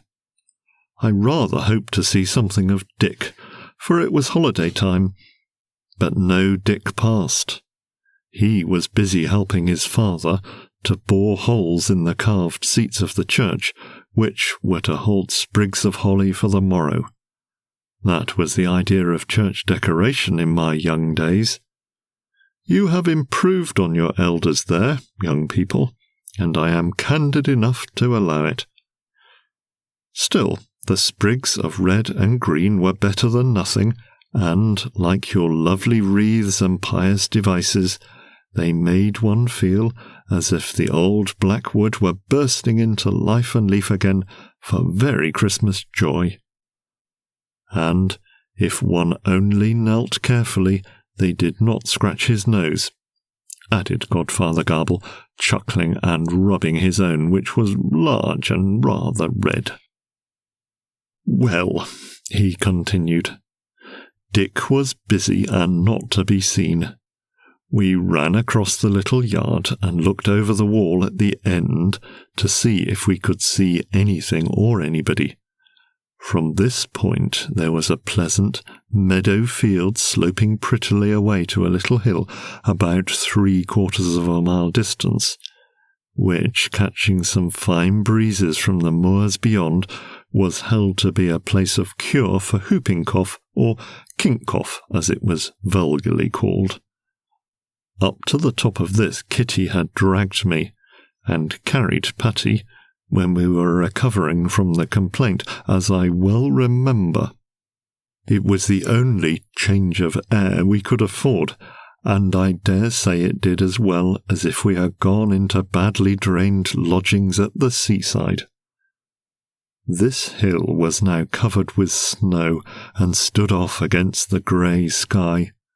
The white fields looked vast and dreary in the dusk. The only gay things to be seen were the red berries on the holly hedge in the little lane, which, running by the end of our backyard, led up to the hall, and a fat robin redbreast who was staring at me. I was watching the robin when Patty, who had been peering out of the corner of Kitty's shawl, gave a great jump that dragged the shawl from our heads and cried, "Look!" I looked. An old man was coming along the lane. His hair and beard were white as cotton wool. He had a face like the sort of apple that keeps well in winter. His coat was old and brown. There was snow about him in patches, and he carried a small fir tree. The same conviction seized upon us both. With one breath we exclaimed, "It's old Father Christmas!" I know now that it was only an old man of the place with whom we did not happen to be acquainted, and that he was taking a little fir tree up to the hall to be made into a Christmas tree. He was a very good-humoured old fellow and rather deaf, for which he made up by smiling and nodding his head a good deal and saying, "Aye, aye, to be sure," at likely intervals. As he passed us and met our earnest gaze, he smiled and nodded so affably that I was bold enough to cry, "Good evening, Father Christmas." "Same to you," said he in a high-pitched voice. "Then you are Father Christmas," said Patty. "And a Happy New Year," was Father Christmas's reply, which rather put me out. But he smiled in such a satisfactory manner that Patty went on, "You're very old, aren't you?" "So I be, miss, so I be," said Father Christmas, nodding. "Father says you're 830 years old," I muttered. "Aye, aye, to be sure," said Father Christmas. "I'm a long age." "A very long age," thought I, and I added, "You're nearly twice as old as Methuselah, you know," thinking that this might not have struck him. "Aye, aye," said Father Christmas, but he did not seem to think anything of it. After a pause he held up the tree and cried, "Do you know what this is, little miss?" "A Christmas tree," said Patty, and the old man smiled and nodded. I leant over the wall and shouted, "But there are no candles!" "By and by," said Father Christmas, nodding as before. "When it's dark they'll all be lighted up. That'll be a fine sight." "Toys, too, there'll be, won't there?" screamed Patty. Father Christmas nodded his head. "And sweeties," he added, expressively. I could feel Patty trembling and my own heart beat fast. The thought which agitated us both was this: was Father Christmas bringing the tree to us? But very anxiety and some modesty also kept us from asking outright. Only when the old man shouldered his tree and prepared to move on, I cried in despair, "Oh, are you going?" "I'm coming back by and by," said he. "How soon?" cried Patty. "About 4 o'clock," said the old man, smiling. "I'm only going up yonder." And, nodding and smiling as he went, he passed away down the lane. Up yonder. This puzzled us. Father Christmas had pointed, but so indefinitely that he might have been pointing to the sky or the fields or the little wood at the end of the squire's grounds. I thought the latter, and suggested to Patty that perhaps he had some place underground, like Aladdin's cave, where he got the candles and all the pretty things for the tree. This idea pleased us both, and we amused ourselves by wondering what old Father Christmas would choose for us from his stores in that wonderful hole where he dressed his Christmas trees. "I wonder, Patty," said I, "why there's no picture of Father Christmas's dog in the book." For at the old man's heels in the lane there crept a little brown and white spaniel, looking very dirty in the snow. "Perhaps it's a new dog that he's got to take care of his cave," said Patty. When we went indoors, we examined the picture afresh by the dim light from the passage window, but there was no dog there. My father passed us at this moment and patted my head. "Father," said I don't know, but I do think old Father Christmas is going to bring us a Christmas tree tonight." "Who's been telling you that?" said my father.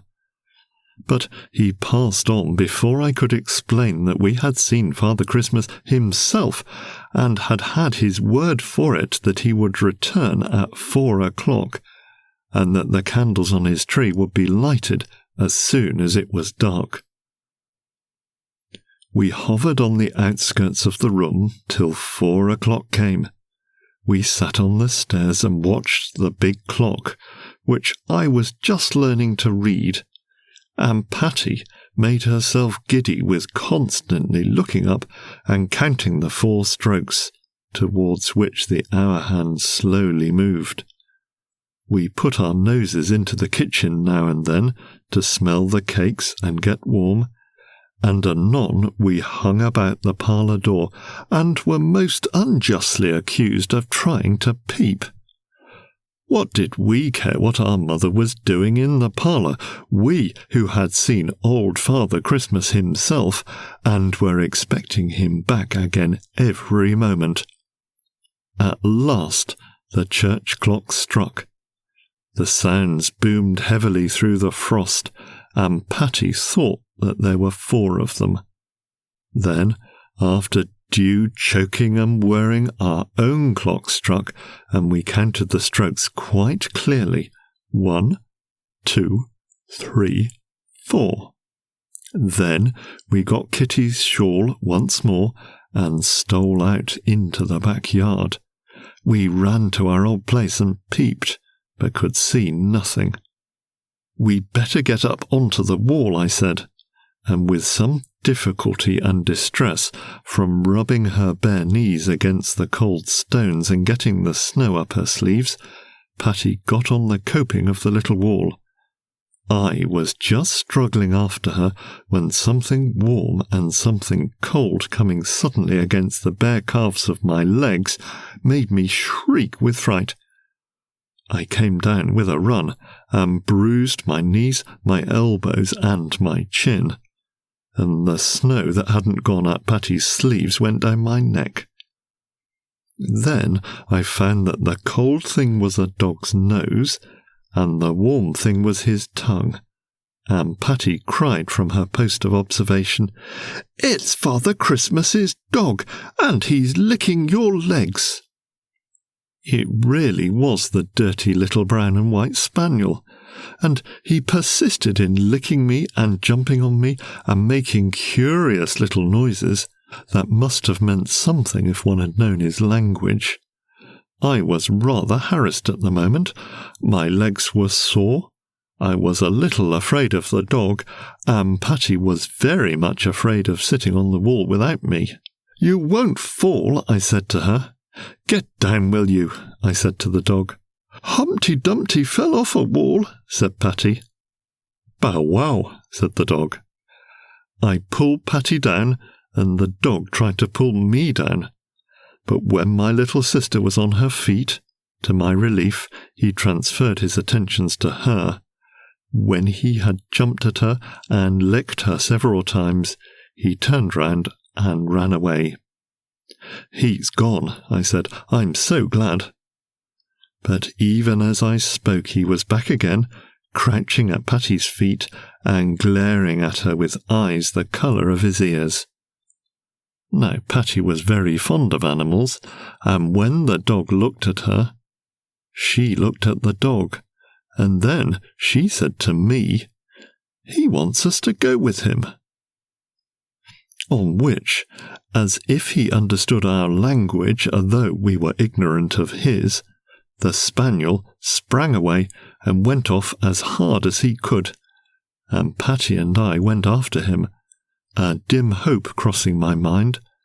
Perhaps Father Christmas has sent him for us. This idea was rather favoured by the fact that the dog led us up the lane. Only a little way, then he stopped by something lying in a ditch. And once more we cried in the same breath, "It's old Father Christmas!" Returning from the hall, the old man had slipped upon a bit of ice and lay stunned in the snow. Patty began to cry.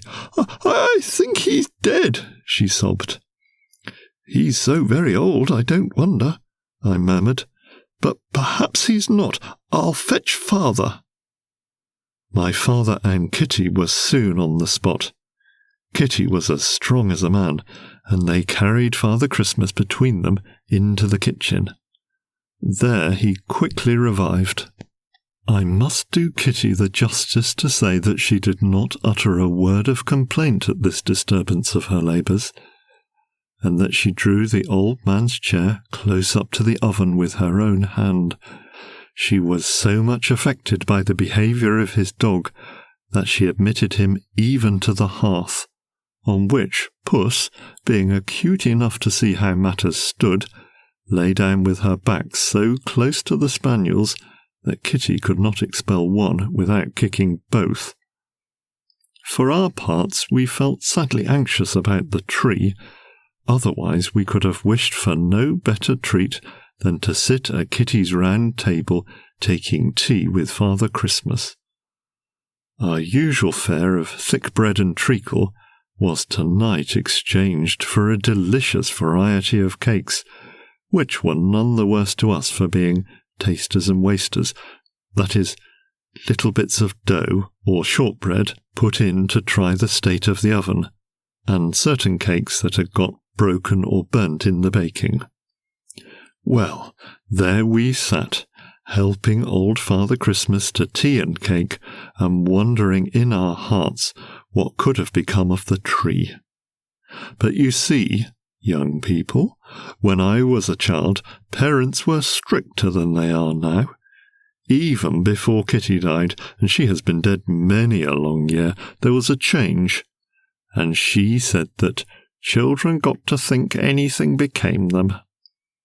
I think we were taught more honest shame about certain things than I often see in little boys and girls now. We were ashamed of boasting or being greedy or selfish. We were ashamed of asking for anything that was not offered to us, and of interrupting grown-up people or talking about ourselves. Why, papas and mammas nowadays seem quite proud to let their friends see how bold and greedy and talkative their children can be. A lady said to me the other day, "You wouldn't believe, Mr. Garble, how forward dear little Harry is for his age. He has his word in everything, and is not a bit shy.